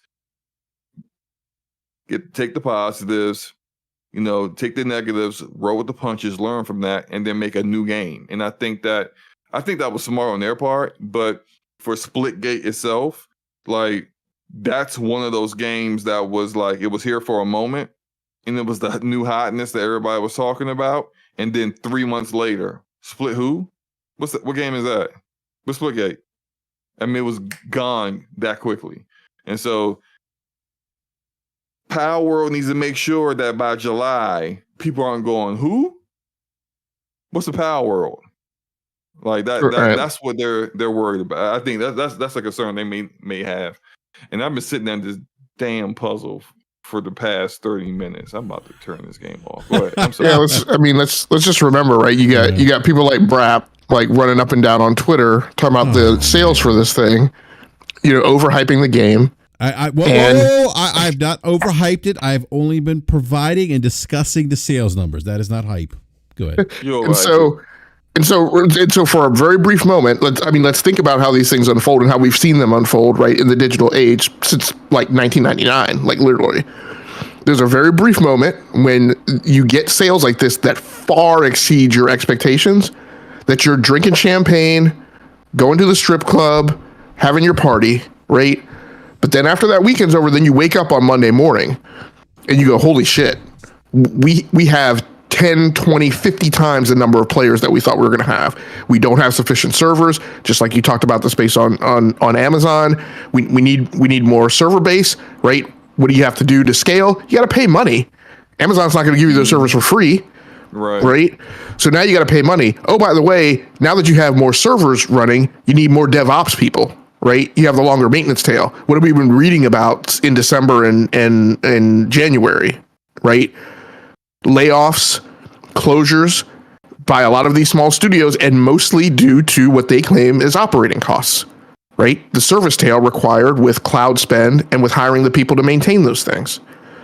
So Pocket Pair, I guarantee you, they've had their honeymoon, and now they're in the sweat pump phase where they're like, what are we going to do to maintain this thing and keep the momentum? We've got to hire people. This is the other thing. We also have zero idea how scalable the software they've built is. So we just don't know, right? Can do they have to shard servers, right? Do they have to compartmentalize, whatever? So they've got a ton of work that they got to figure out and they got to do. They've got a ton of planning to think about where they're taking this thing in the future. And right now today, they don't know. How it's going to fare on the market and whether or not they're going to be able to do those things to put in place. Also, look at the review slate at the release slate, right? In the month of January, again, I go back to it's a light month, right? You got Prince of Persia, you got The Last of Us Part 2 remastered. Both of those games have uptake problems, right? In terms of market traction. You got an Apollo Justice Ace Attorney like release. Let's not even count that one. But you got Tekken 8, right? That's a big boy coming into the space. But you got 3 or 4, releases that all have a bit of traction problem, right? Next month, you've got Grand Blue Fantasy Relink, Suicide Squad, Kill the Justice League, Foam Stars, Helldivers 2, Banishers, Tomb Raider 1 through 3 remastered, Mario vs. Donkey Kong, Skull and Bones. Right, you just got a ton of stuff coming out. Destiny 2: The Final Shape. Is Destiny 2: The Final Shape delayed out of February? Yes, it's now June or July, sometime in the summer. Okay. Star Wars Dark Forces Remaster, I believe. Brothers: A Tale of Two Sons remake. So, whether you like those games, don't like those games, think some of those games are mid, whatever. My point is that I'm looking at the release slate for January, and it's like 10 games. You look at the release slate for February, it's like 30 games. So just the amount of shouldering and market competition in the space like triples, right, going into next month. So I don't know. We'll see. By the way, I want to say, Forte, I don't believe that you're a liar. So, but what are you talking about? Welcome to the show, sir. What are you talking about? Slumbo was saying that you lie all the time. Oh. That man lies every time he picks up something that says, especially when it comes to his PC. Oh, here we go. I knew you was going to bring this up. I knew you were. We're going to leave it there. I'm not going to talk about the conversation we had earlier about how you flip-flop every day about your PC, but we'll leave it at that. I don't flip-flop. I'm making big man moves, okay? Big man moves. Let me. Okay, you know what? Let me ask. Let me ask y'all. I'm just gonna ask y'all one question. No, I'm gonna ask you. No, I'm just gonna ask. No, I'm just gonna. I'm not gonna talk about it. Yeah, because you said you make it. No, because you said you making big man moves. I got. Listen, I got to ask one question here. Go ahead, Forte. If a person's if a person bought a 3070, a 3070 Ti, okay, and a 3080 Ti, which are all in the same generation, one of those he used the other one to fully pay for, and the other ones he had to supplement to pay for the other one. At a certain point, when you sit here, you say, I look at Cyberpunk sometimes with googly eyes when I want to turn it to the highest setting, and I cry because my 3080 Ti ain't living up to snuff. At some point, don't you think if you bought 3 cards in one generation, that you probably should have just bought the most expensive thing you could afford at the time? No. So I got you. He coming after both of us. Forte, we ain't gonna do that. We're not doing that tonight. Wait. What do you have? Slow-mo's not the only way. We're not gonna do that. We're not gonna come up in here. What do you have? What do you have? What do you have in your PC? I have a 3060 Ti, a 3070 Ti, a 3080 Ti, another 3070 Ti, Y'all crazy. and a 4080. So just look, we're having a conversation about Powerworld. We're not going to throw slander at people trying to live their lives. No. How long ago did you buy your 4080? Just a couple months ago. Okay. I bought my 4080 before CES. Don't even try to paint me with that stripe. I bought it before CES. We didn't know it was gonna, and I'll always contend and still contend. Don't try and get me with the supers just came out, because you don't know how how available they're going to be on the market, or whether or not you're going to see prices drop on the last gen stuff. We're not talking about the super. Okay, so you said you had a 37. You went from a 3070 Ti to the 4080 that you just got. Is that what you said? Well, I mean, are you asking me what was my highest to the 4080, or are you asking me what was in that box to the 4080? What is the highest card you had before you just upgraded to the 4080? 3080 Ti. You had a 3080 Ti. How long did you have that 3080 Ti? Look, that's not. Look, my recapitalization plan is my. Why are you pocket watching? You come up in here pocket watching right from jump. No. When somebody lies to me, when someone calls me on the phone and tells me that I almost did this, and I said, you want to do it. It's not that you listen. Y'all got problems. Let's be for real here. You still ain't answer the question. How long did you have that 3080 Ti? Here, look. What you know? What's important? What's important is that I don't. What's important is I don't have a bucket list. That's what's important. I don't have a bucket list. We're not hitting. Look, Game Logic ain't heading for a point where he's going to talk about I got to do this and I got to do that. What does that have to do? I'm living my bucket list now. That has nothing to do with a bucket list. I just asked a simple question. When did you get your 3080 Ti? That's all. When did you get it? When did you get it? You don't have to answer that question. Plead the fifth. How long ago did you get that? I mean, I was just talking about the Phoenix Wright remake, right? It sounds like you worse than slow-mo, and you 3,000 series cards in this generation. So look.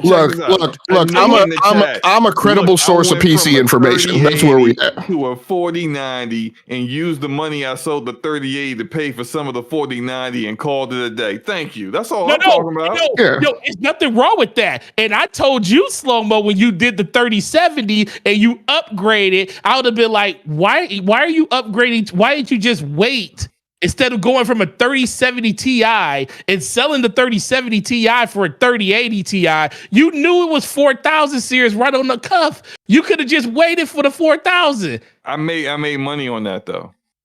You made money on the 3070, not the 3070 Ti. Oh, okay, true, but it doesn't matter.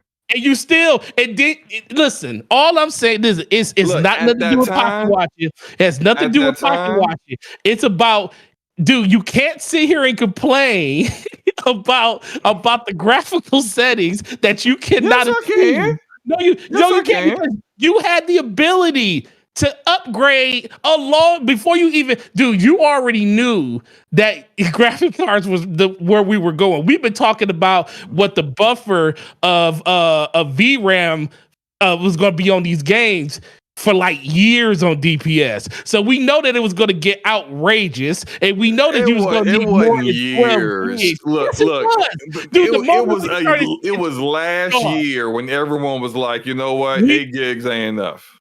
As soon as we started seeing games with 12 gigs of VRAM, we was like, bro, it's a wrap. That was last year. That's what I'm saying. But when you started seeing 8 gigs, he was like, oh, just like when we started seeing games running that when you needed 16 gigs of RAM on your PC to run a game, we was sitting there like, yo, bro, so 16 gigs ain't enough no more either. You might as well just get 32. I don't think there has been a single game that has been more than 16 gigs so far. I don't think there's it's any only game. been 30, but guess what, Slomo? How much do you got in your PC right now? 64, right? Or do you got 128? You talking about RAM? I'm talking about VRAM. No, VRAM is 16 is the high. But I'm saying, but it's the same thing. It's a linear progression. As we was talking RAM about, RAM is so much cheaper than GPUs, though. I mean, it wasn't at that time. Let's be for real. 64 gigs of RAM cost damn near $400 when we were talking about this before. It's cheap as heck now because all the prices that came down. All memory is dirt cheap now. But that's dirt cheap. It's a cycle with that kind of stuff. And but we got to get back. No, but listen, I already talked to you. Yeah. Wait, we can get. I'm going to give you back your show, but we can get. I'm through talking to. So I need to go back to Logic. Logic, you still ain't answered my question. 18 months. 18 months between my 3080 Ti and my 4080. So you had your 3080 Ti for 18 months. Yeah. But hold up. I'm gonna bring your tirade to a close because this is what you don't understand. Because you just said it. You just put your foot in it. You said it's a linear progression. You need to understand that's not Slow-Mo and I's reality.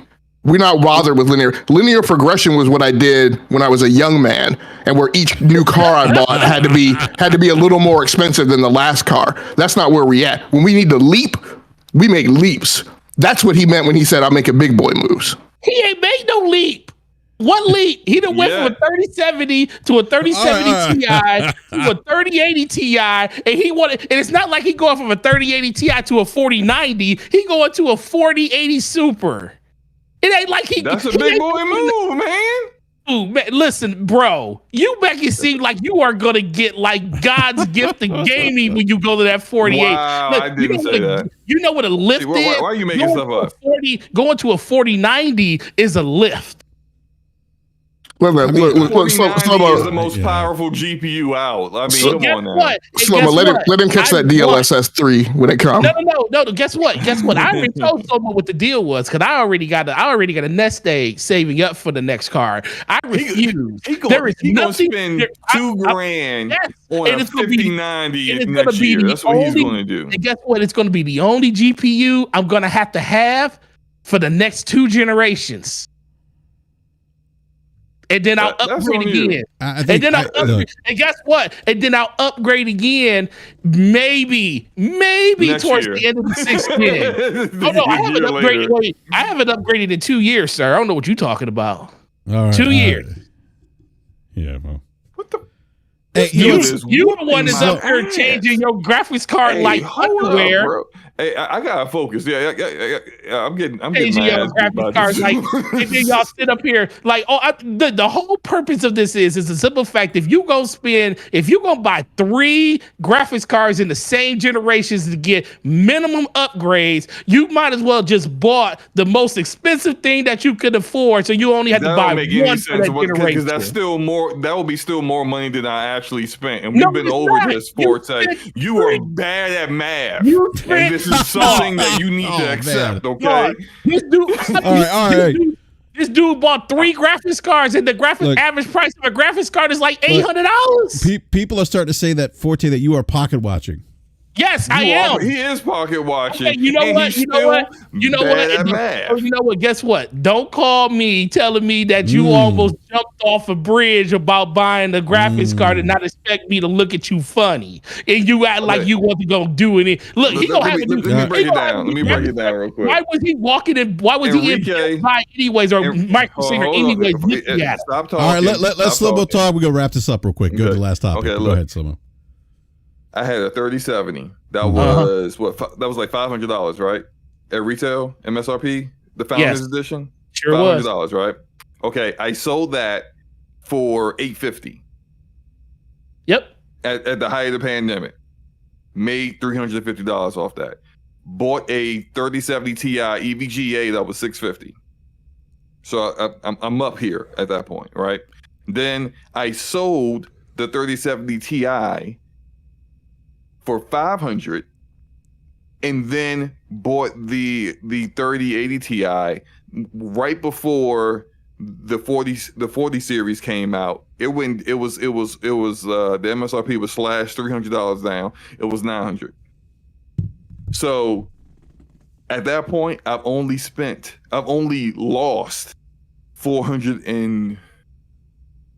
with taxes $450. That's all I've spent right now. And then you gonna do what? Hold on. Now, if I sell the 3080 Ti, which is like right now is averaging between $600 to $650 on eBay, I sell that and I get a 4080 Super. That's $1,000. That's another $350. So that's a total of $450 plus $350 is what, Forte? $750, but guess what? For that's not literally $750. You said $450 and what? $350? Oh, $800. Yeah, $800. That's so guess all what? I spent. That's all I've lost. Guess what, Slow Mo? Guess what? Everything. That's fine. You're saying but guess what? Guess what? Hold on. No. And you're saying I should have just spent $1,200 on the 4080. Guess what, Slow Mo? Because all you do is add. If you, like I said, once again, you could have had this 2 graphics cards ago and had the enjoyment of having a 4080 since day one for 2 years almost, or a year and a half. Enjoyed that. At $1,200, yes, you would. Oh my God, stop! You complain about wishing you had it now. So what you mean? You can't sit here and say you wouldn't. I refuse to spend more than $1,000 on a GPU. I think that's egregious, and I won't do it. I'm gonna hold Forte. I'm gonna hold Forte in contempt of court because content creators don't pocket watch other content creators. We do what we got to do. Speak on it. All right, y'all giving these dudes 3 graphics card purchases in the course of 2 years. Yeah, 2 years. Y'all purchased 3 cards, I still gave them less than someone gave them for a 4080. I wonder if Logic can say the same thing. Logic probably bought those boys outright. He probably still own all his, don't he? Logic don't care. Logic, I'll just tell you right now. Card, don't you? You own all those graphics cards still, don't you? I do. Let's move on, man. Yeah, let's move on to the last topic here. I ain't mad at Logic because Logic actually makes a point because he's not complaining about not being able to turn his graphics to the highest setting. He can't let it go. He just got to keep digging. Because I don't see Logic complaining about turning his graphics to the highest setting. You know what Logic is gonna do? The moment that he can't do it and it pisses him off enough, he gonna go out and buy something new. Slow Mo, on the other hand, go sit there and grieve on it for 15 minutes and gonna be questioning his life decisions on why he ain't got that graphics card. All right, let's go. I'm not doing any of that. Let's move on.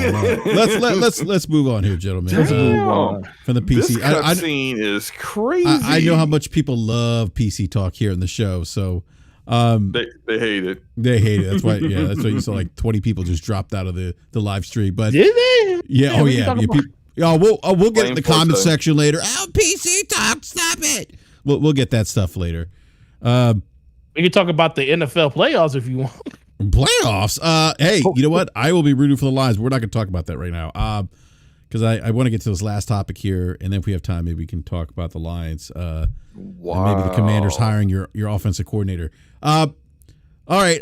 Recently, Sony CFO, or I'm sorry, not CFO, CEO Kenichiro Yoshida was on a podcast.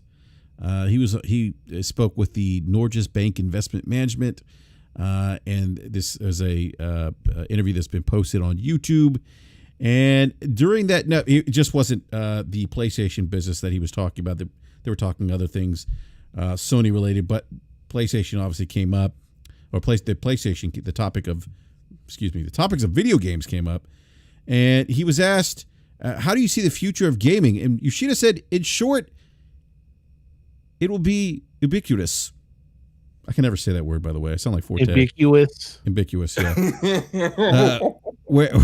Wherever there is computing, users will be able to play their favorite games seamlessly. Gamers will be able to find a place to play in different places. While PlayStation will remain our core product, we will expand our gaming experiences to PC, mobile, and cloud. Now, he did also give some. We also discussed subscription models, and when asked about the rise of subscription models. By the way, I want to credit PC World for this. This is an article I'm reading from them. When asked about the rise of subscription models, such as Microsoft's popular Game Pass, Yoshida touched on PlayStation's own Plus model. PlayStation Plus is required for most online multiplayer on PlayStation and offers a library of never mind, I'm not going to read that part.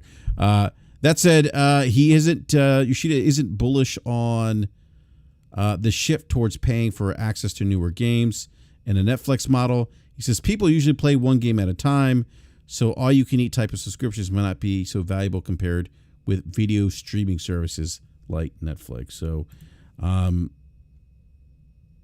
the part about them putting them putting content on mobile, PC, cloud, that really isn't new. To me, it's not. I think if you've been paying attention to it, just you go back to, like, you talk about cloud, go back to Sony's acquisition of Gaikai back in 2012 and Sony experiencing with PlayStation on their Bravia TV sets. I think that might be coming back. That feature might be coming back if it's not already back. But they've dipped their toes in other areas before. So none of this is really new. I mean, they just bought a mobile. They just did an acquisition of a mobile studio last year. I mean, people acting surprised by Sony saying that they're going to expand into mobile when they just acquired a mobile studio is really kind of brain dead. Yeah, well, I wasn't going to use the term brain dead, but yeah, I mean, it's like I could tell some people haven't been paying attention to some of the word track, some of the moves that Sony's made. Like you mentioned, the acquisition of a mobile developer. Gaikai, people forget about Gaikai. That was 12 years ago now. Gaikai, the cloud streaming service. And the other thing I would have mentioned too is it's still at the, he kind of doubles down again. So look, at the end of the day, our core business is still going to be PlayStation. Like that's what we're going to be. That's going to be the focus. It's going to be on the hardware, which would make sense for Sony because they are a hardware manufacturer. But yeah, I don't think there's anything new here. I saw some people saying, "Oh, this is new. They're copying Microsoft." I think there's some. Oh my! These are some idiots. What happened? I'm just saying these are some idiots. Who are idiots? Just people. Oh, okay. Are you talking about? Is this related to the story? This. Every time I listen, every time I hear it, it's just like this is idiotic. Yeah. So PlayStation, especially when it's spelled out for you, literally in the freaking interview that was 2 months ago. Yeah. This is not like it's new news. Like last year's news, literally. Well, this is like more than last year's news too. And but again, I mean, I think that the big takeaway is.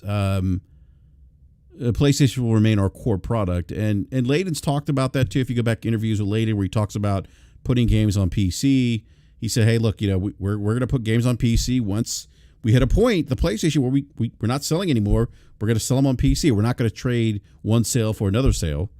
Then Logic mentioned the acquisition of a mobile developer, and also through the leaks. We go back to the stolen document, the stolen information from Insomniac that was leaked, and Sony talks about how they look at software across multiple devices.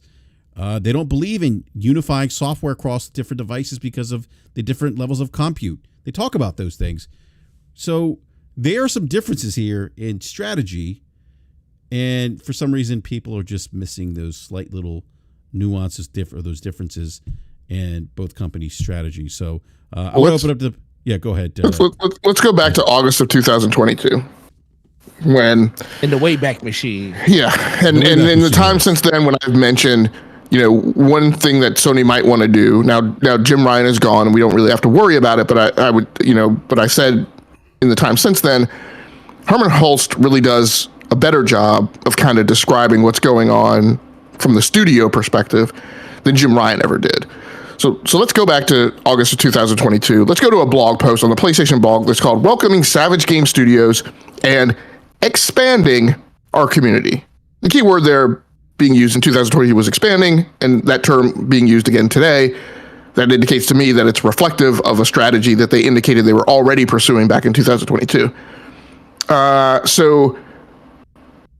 The things that this article mentions is, as we assured you before with our plans to bring select titles to PC, our efforts beyond console in no way diminish our commitment to the PlayStation community, nor our passion to keep making amazing single-player, narrative-driven experiences.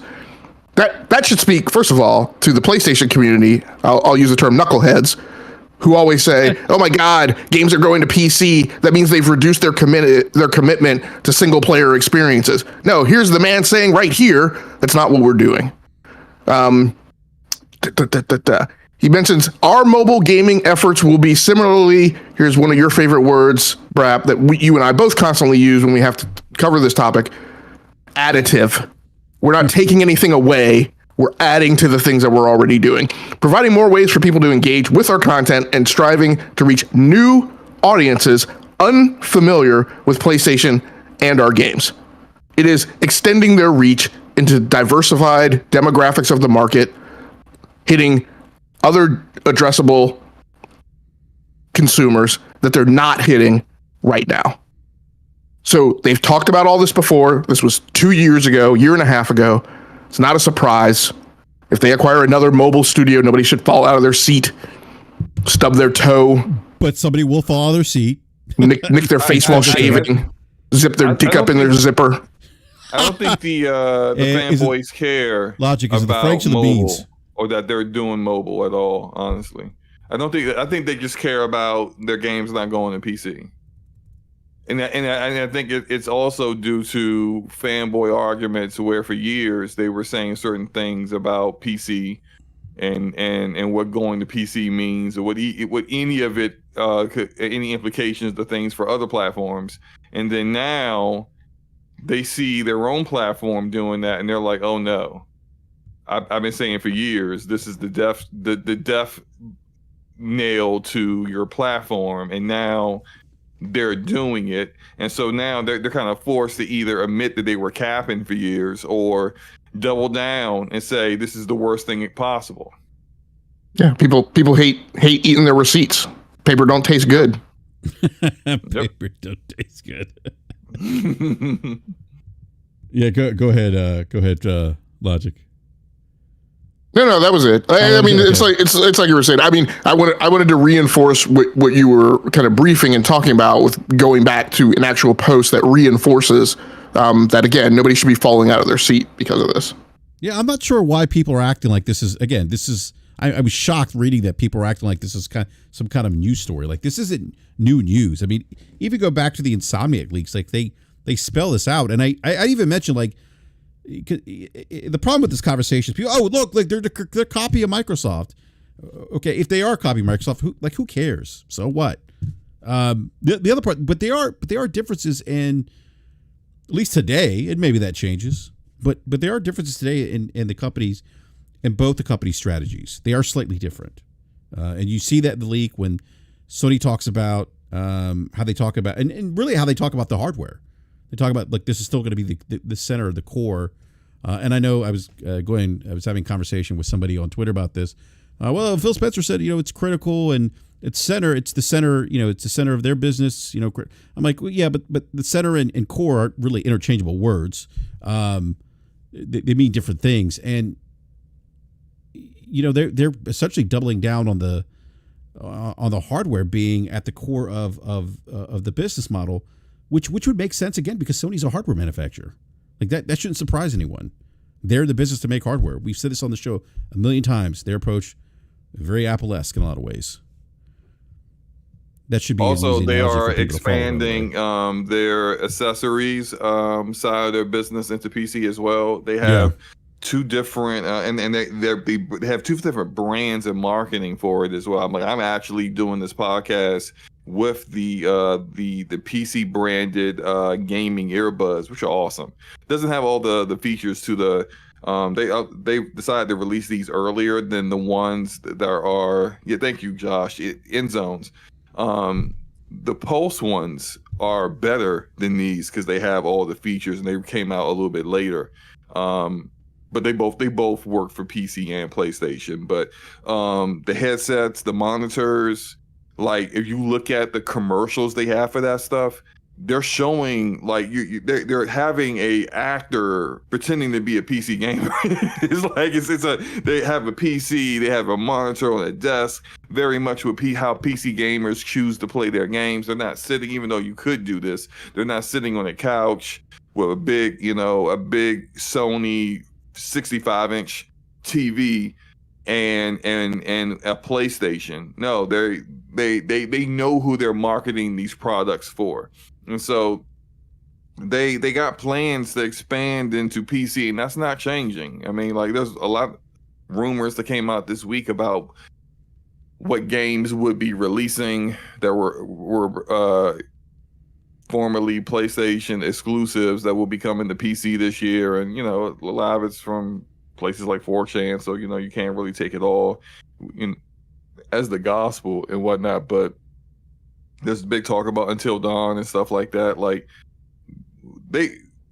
Herman Host already told you full slate.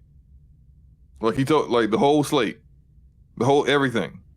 So, if that's their entire catalog, maybe mine is Bloodborne. I shouldn't laugh. That's a lot of people. You know what? That is that is very. You shouldn't say that.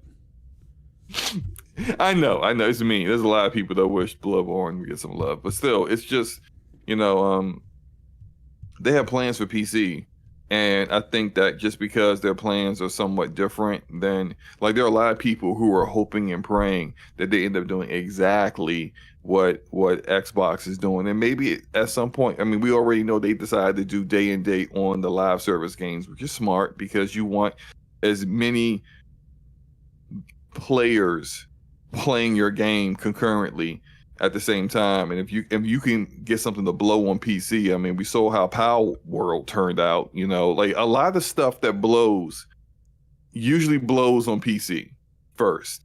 Like little games that like no one heard of, like Among Us, that was blowing up on PC before it came to console. Same thing with actually PUBG. There's a lot of games that the growing community will start on PC first. And so I think they want to kind of capture some of that. And I know there are PC and PlayStation gamers that don't want to do cross play with PC gamers. I'm turning cross play off. Hey, you have every right to do that and more power to you. Sony don't care. They're still going to continue to do this because there's a whole market here they want to capture, and a small minority of fanboys, hardcore fanboys, aren't enough to make them change gears. Yeah, I mean, what I'll say today is, I mean, other than Nintendo, like it makes absolutely zero sense to me in today's day and age to release a game as a service game, a live service game and lock it to one platform. That makes no business sense given the amount of investment involved. Right. People doing a victory lap because, oh my God, Sony's going day and date with their games as a service games because it would inherently kind of be stupid otherwise. Like that's not a win for your platform, right? Like it's just, I don't know. It's just weird. Yeah. It is weird. Yeah. Any other thoughts on this particular news story? I really don't think it's a news story. I think it's just something we've known, but no, I got nothing else for you. What's that? I said I got nothing else for you. You said anything else? I was like, no, I thought you said you got an announcement to make. I was like, oh, announcement. Oh, not this time, no. No, I do have an announcement to make. This cutscene after this boss fight was amazing in this game. Play Prince of Persia: The Lost Crown, man. This game's good. That's my announcement. Yeah, I need to pick it up, and I will. You should pick it up now and stop playing Baldur's Gate for the 8th time. That's not going to happen. I know. Not going to happen. Forte, real quick. Lions, Super Bowl. Forte's not there. He fell asleep. Well, they're going to lose to the Niners. Doesn't matter. Where does Forte? He just disappears. Yeah. They're losing to the 49ers, man. All right. Well, I'm giving him like a minute to come back, but I guess who knows. Who knows? All right. Anyhow, so that's it for topics this evening.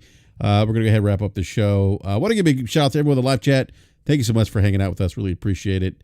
And do me a favor, smash that like button if you haven't done so already. If you're new, subscribe, hit the bell notification so you're alerted when we go live. Oh, I want to throw real quick, everyone in the live chat, who's gonna win, Lions or Niners? I got a Niners. G2 the Universe says Niners. Who's gonna win, Lions or Niners? Put it in the live chat. And then who do you think is going to win between the Ravens and the Chiefs? Oh, Ravens. Yeah, I think the Ravens are going to win. Jeff, you gave me who are the inners?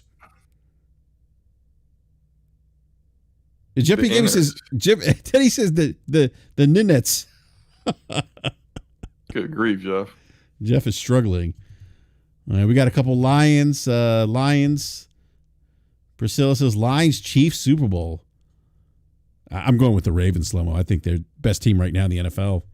And best team Priscilla this year. is tripping. Priscilla. There's no way the Lions are going to make it. The Chiefs have a chance, but after seeing how the Ravens defense has been performing, nah, man, I think it's a wrap. Yeah, I could see the Lions pulling out the upset. Really? I could see it. I could see the Lions pulling up the upset. I kind of want them to lose because their offensive coordinator is probably going to be our next head coach. So I need them to just lose. So you want them to lose so we can find out whether or not he gets hired. Yeah, absolutely. But I do think that I don't think they're good enough to beat the Niners. Priscilla's throwing money on the line here. $20. $20. That can help you with your new GPU. I gotta save my ducats for my 4080. Yeah. I got you next time, Priscilla. AlphaGo says Ravens Niners, but I wanted to see Lions in the Super Bowl. For me, seeing the line, I've seen the 49ers in 6 Super Bowls? No, more than that, 7 Super Bowls. I would love to see the Lions finally win one. Yeah, me too. Like in my lifetime, that would be the teams that have never won one before. I would love for their fans to finally know what it feels like. Can you imagine Forte? Imagine Forte. He's a Lions fan. They win. He's gonna be so happy. Forte ain't no Lions fan. He's really a New England. Forte's a bandwagon. He's a bandwagon fan. That's what he is. Yeah. Yeah. You gotta have one team. You can't be going back and forth between the Lions and the Patriots, and when one's up, the other one's down. Next thing you know, you're changing colors. Nah, you can't do that, man. Yeah. That's a good point, man. It's a good point. I'm hoping to see my Jets win one before I die. You can always go back and watch those how old are Super you, Bowl Jay? clips. How old are you? He looks young in that pic. You might I don't know, man. If you're 12, maybe. If you're 25, probably. You're probably gonna die old age before that happens. He says 33. 33? Nah, fam. It's yeah. Jay, you can always go back and watch the old Super Bowl videos on the NFL Network and watch or you could probably Google or YouTube the Super Bowl the Jets won with not Johnny Unitas. He played for the Colts. What's his Joe face? Namath. Joe Namath, thank you. Where Joe guaranteed to win the night before. That's what I do with my kids. I show them old Washington Commanders Redskins footage when they were good. Oh, look, we used to be good. See, my kids look at me like they're shocked. My 9-year-old's like, they used to be good. I was like, yeah, they used to be like one of the cornerstone franchises, like literally. Now they're balls. Oh, we'll see. There's hope, I guess. Slow-mo. Anyhow, enough football talk. All right. Thank you, everyone, for watching the show. Appreciate it. Slow-Mo, Forte, you guys have a show tomorrow. Yes, we do.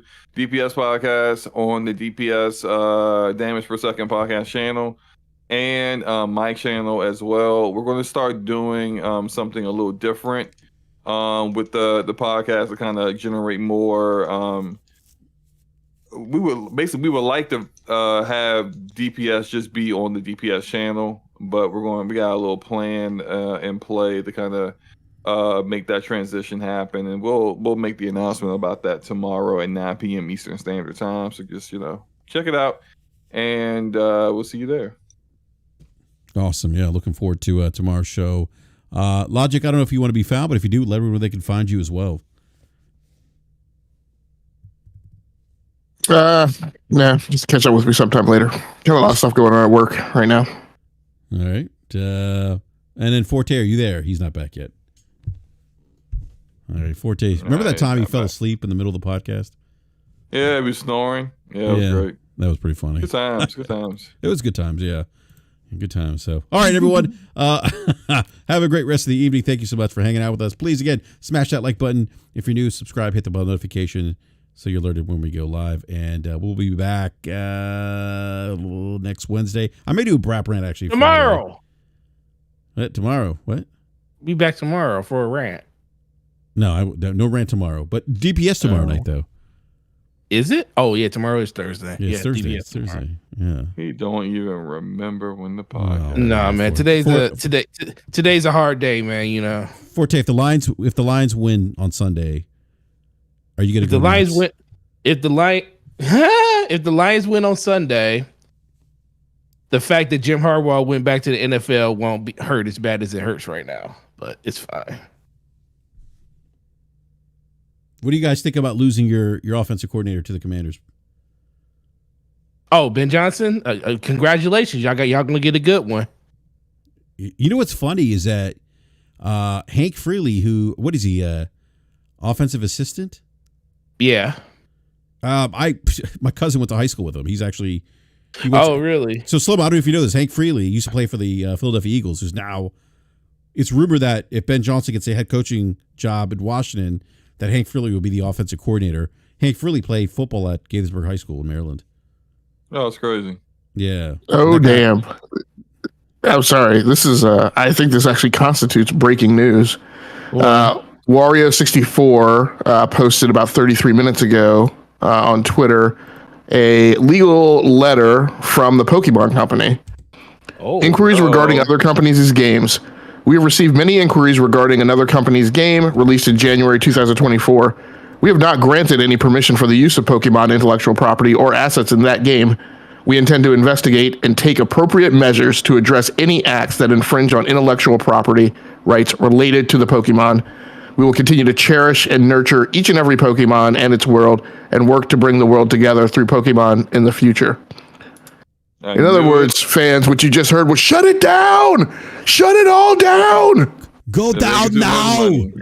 I'm trying to tell y'all, man. Listen. Wait. So that was part of the controversy around this game and I think because I had heard rumblings about it, but I think when I spoke to you the other day, Lodge, you had mentioned that it was alleged that they had used Pokemon assets. Yeah, the accusation was that they took Pokemon models, fed it to AI, and came out with variants, and that's how they populated the game. There's literally Gyarados in there riding around in the ocean. I was like, that's a Gyarados. But no, I ain't gonna lie, bro. Let me tell you, my whole I run a predominant Nintendo store. And I want to say of the 9 people I have on staff, 7 of them been playing this game since it's come out. Like, and this is all they play. Like, they was like, this is incredible. and then they also said Nintendo's not gonna let this last that long. They say get your games in while you can, because the thing is, Nintendo is never gonna usher a game as much as people want something like this. It kind of gives Nintendo probably a little bit of a glimpse of what their IP could do if it was somewhere else other than their platform, and the excitement that could be around it. But the thing is, Nintendo's never going to bless a game like this where their characters have guns and stuff in them. Like, it's just not going to happen. Splatoon is the furthest they're going to go when it comes to splattering ink on a screen, when it comes to like weapons and stuff like that. So that's why I don't think you would ever see something like this come from Nintendo. Now, if it's something traditional that they ever did, that's a possibility. But I will say that I know a good amount of people that love Pokemon. And the moment that this came out, they were on it. And this is the only thing they've been playing. So I think, yeah, I wow. This is that's actually incredible news, Logic. Yeah, this is crazy. It's only a matter of time, though. Knew that was going to happen. Only a matter of time. It was only a matter of time. I knew it was going to happen. I was shocked it took this long. Yeah. Yeah. According G Park posted this as well. Palworld's global market, Chinese players account for about 36%, US players 21%. So 50% of the world is Japan and the US. Yeah. So you guys don't seem too surprised then that the Pokemon company is looking into this. Dude, there's literally when you watch the trailer, you can pick out the Pokemons that got AI generated. Wow. You can pick them out. Like as soon as I saw Gyarados come out of the water, I was like, yo, okay, first of all, it still looks like Gyarados, and second of all, they added a couple little tweaks. There's a Pidgeotto in there and stuff, and I was like, "Yo, this ain't gonna last." Wow, this is it's too good to be. This is this kind of fuels the conversation concern around AI. True, and that's a whole nother television, video games. That's a whole nother discussion right there. That you're right. That's a whole nother discussion right there. Yeah, this is kind of like, hey, let's maybe pump the brakes on AI a little bit. When people have had that conversation, that's wild. I saw the Taylor Swift AI things going around today. I'm just like, geez. Yeah, like Alpha Ghost in the chat says, yeah, the game is making too much noise. What the queen of the longbacks? What's going on? What? What did you call her? The queen of the what? The queen of what? Why do you call her the queen of the longbacks? What the hell is that? What is that?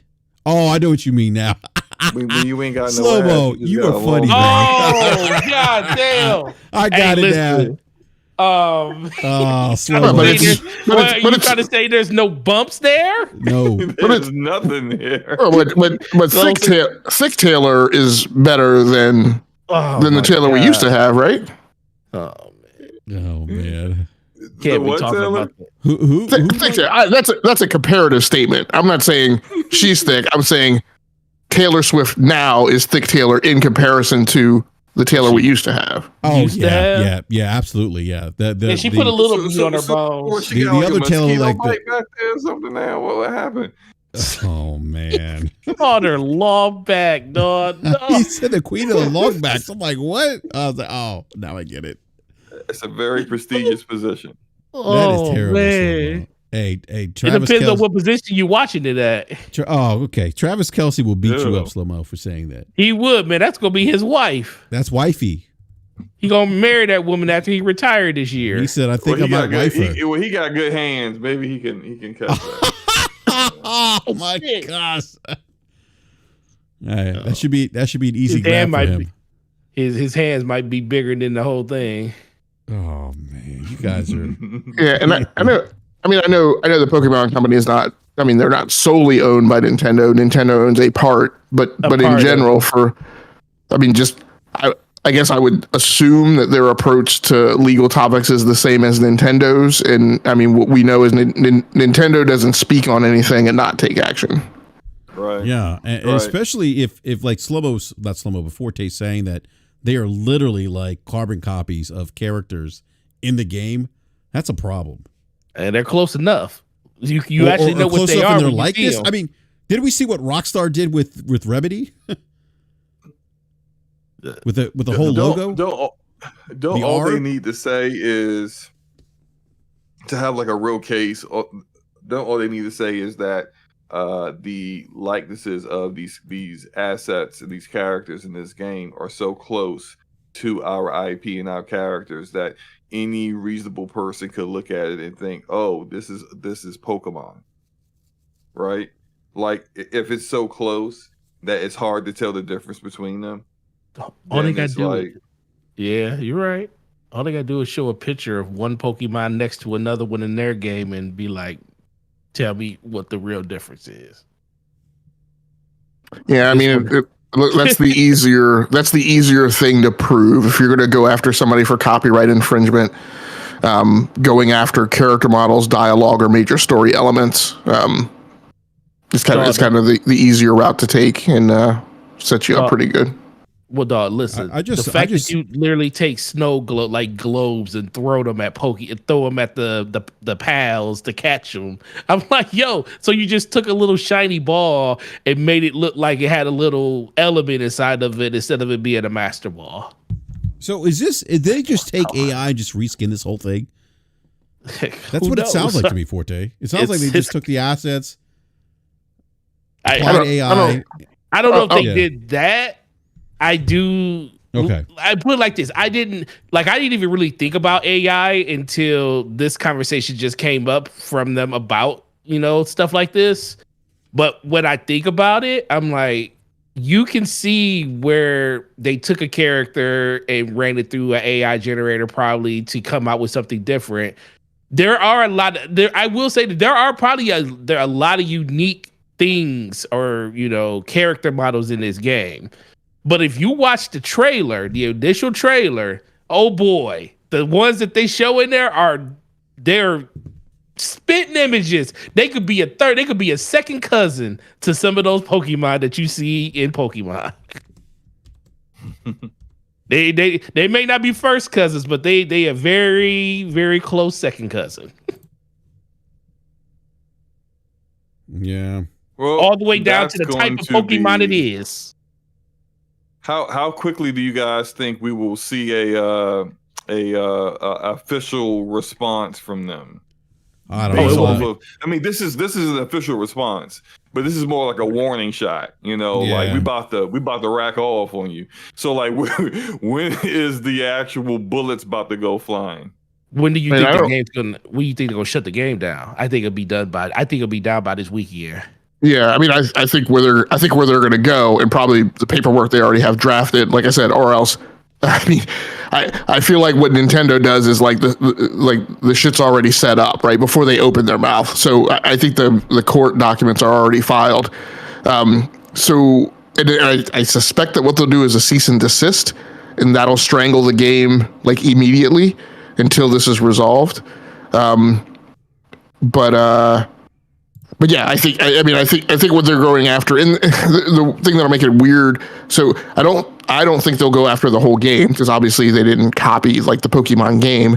Right. They're going to go after the models, and if they can prove that, then Palworld's answer to this is very simple. It's change the models, right? Swap the models all out as quickly as possible. Yeah. Right. Then the question becomes: does it continue blowing up once it's populated with things that don't look like Pokemon? Right. Yeah, and Hogue Laws commented on this. I'd like to see some other legal commentary on this outside of Hogue Law. What did he say? He says, in all seriousness, this is an assumed stance of all rights holders. No one thinks Palworld is licensed. The question is whether it's infringing. I have my doubts. Well, we know why Hogue is saying that. Let's see. The release. You already read the statement from Pokemon Company. I'm not going to reread that again, but rap, bro. Yeah, I don't know. I'd also like to get someone else's legal expertise on this.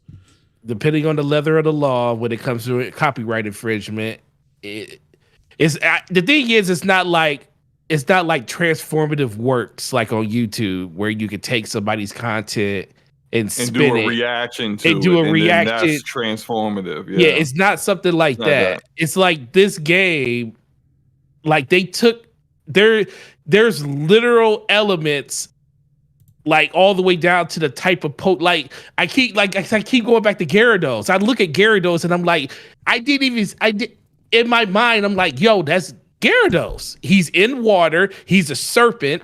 They're riding on the back of him as they're going across the ocean or across the sea. And I'm like, that right there is literally the most egregious one of all of them. And it only takes one. It only takes one really to be like, yeah, we got you. It's the first and it's the first one you see when you watch the official trailer.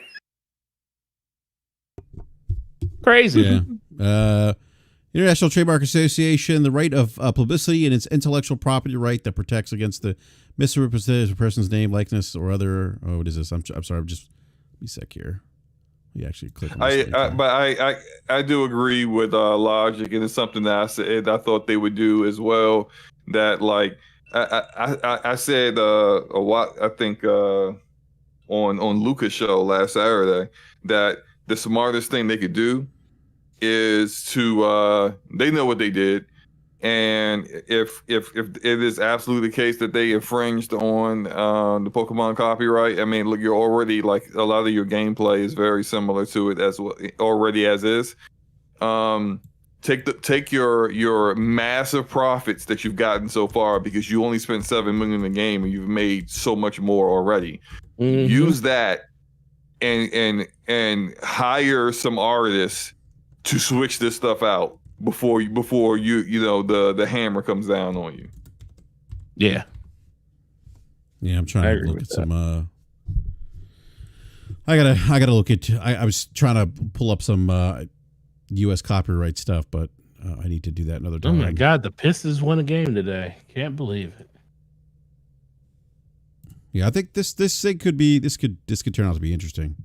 And obviously I think the conversation around AI it's going to be interesting to see what the fallout from that is, from this game is.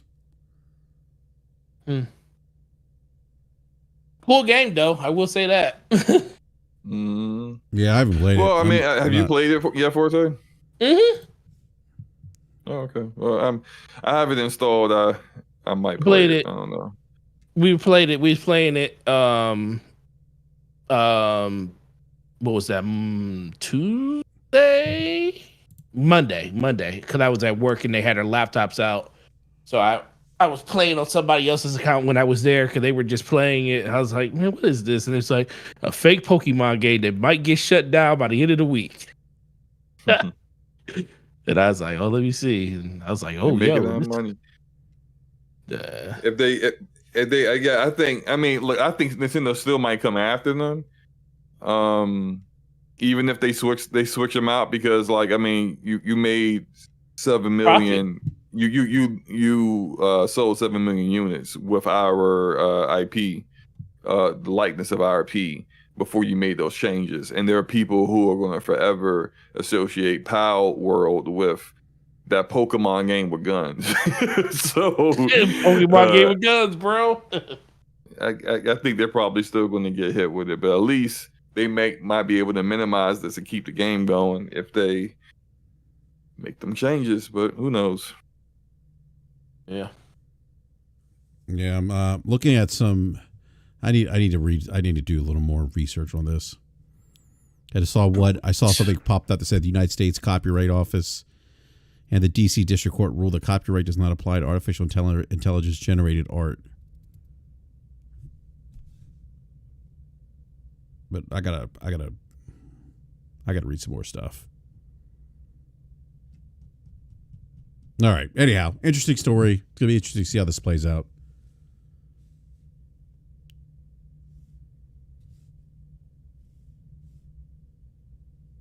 All right, everyone. Well, thank you again. Appreciate you hanging out with us, and we'll catch you next. Again, may do a BRAP rant maybe this Friday at 7 p.m. Eastern time. Give me a follow on X or Twitter, where the hell it's called, at BRAP_podcast. And everyone have a great evening. Enjoy playing video games. Enjoy playing Powerworld. And if you're not gaming on PC, you should. Yeah, while you can. And if you're not gaming on PC, you should. We'll catch you next time.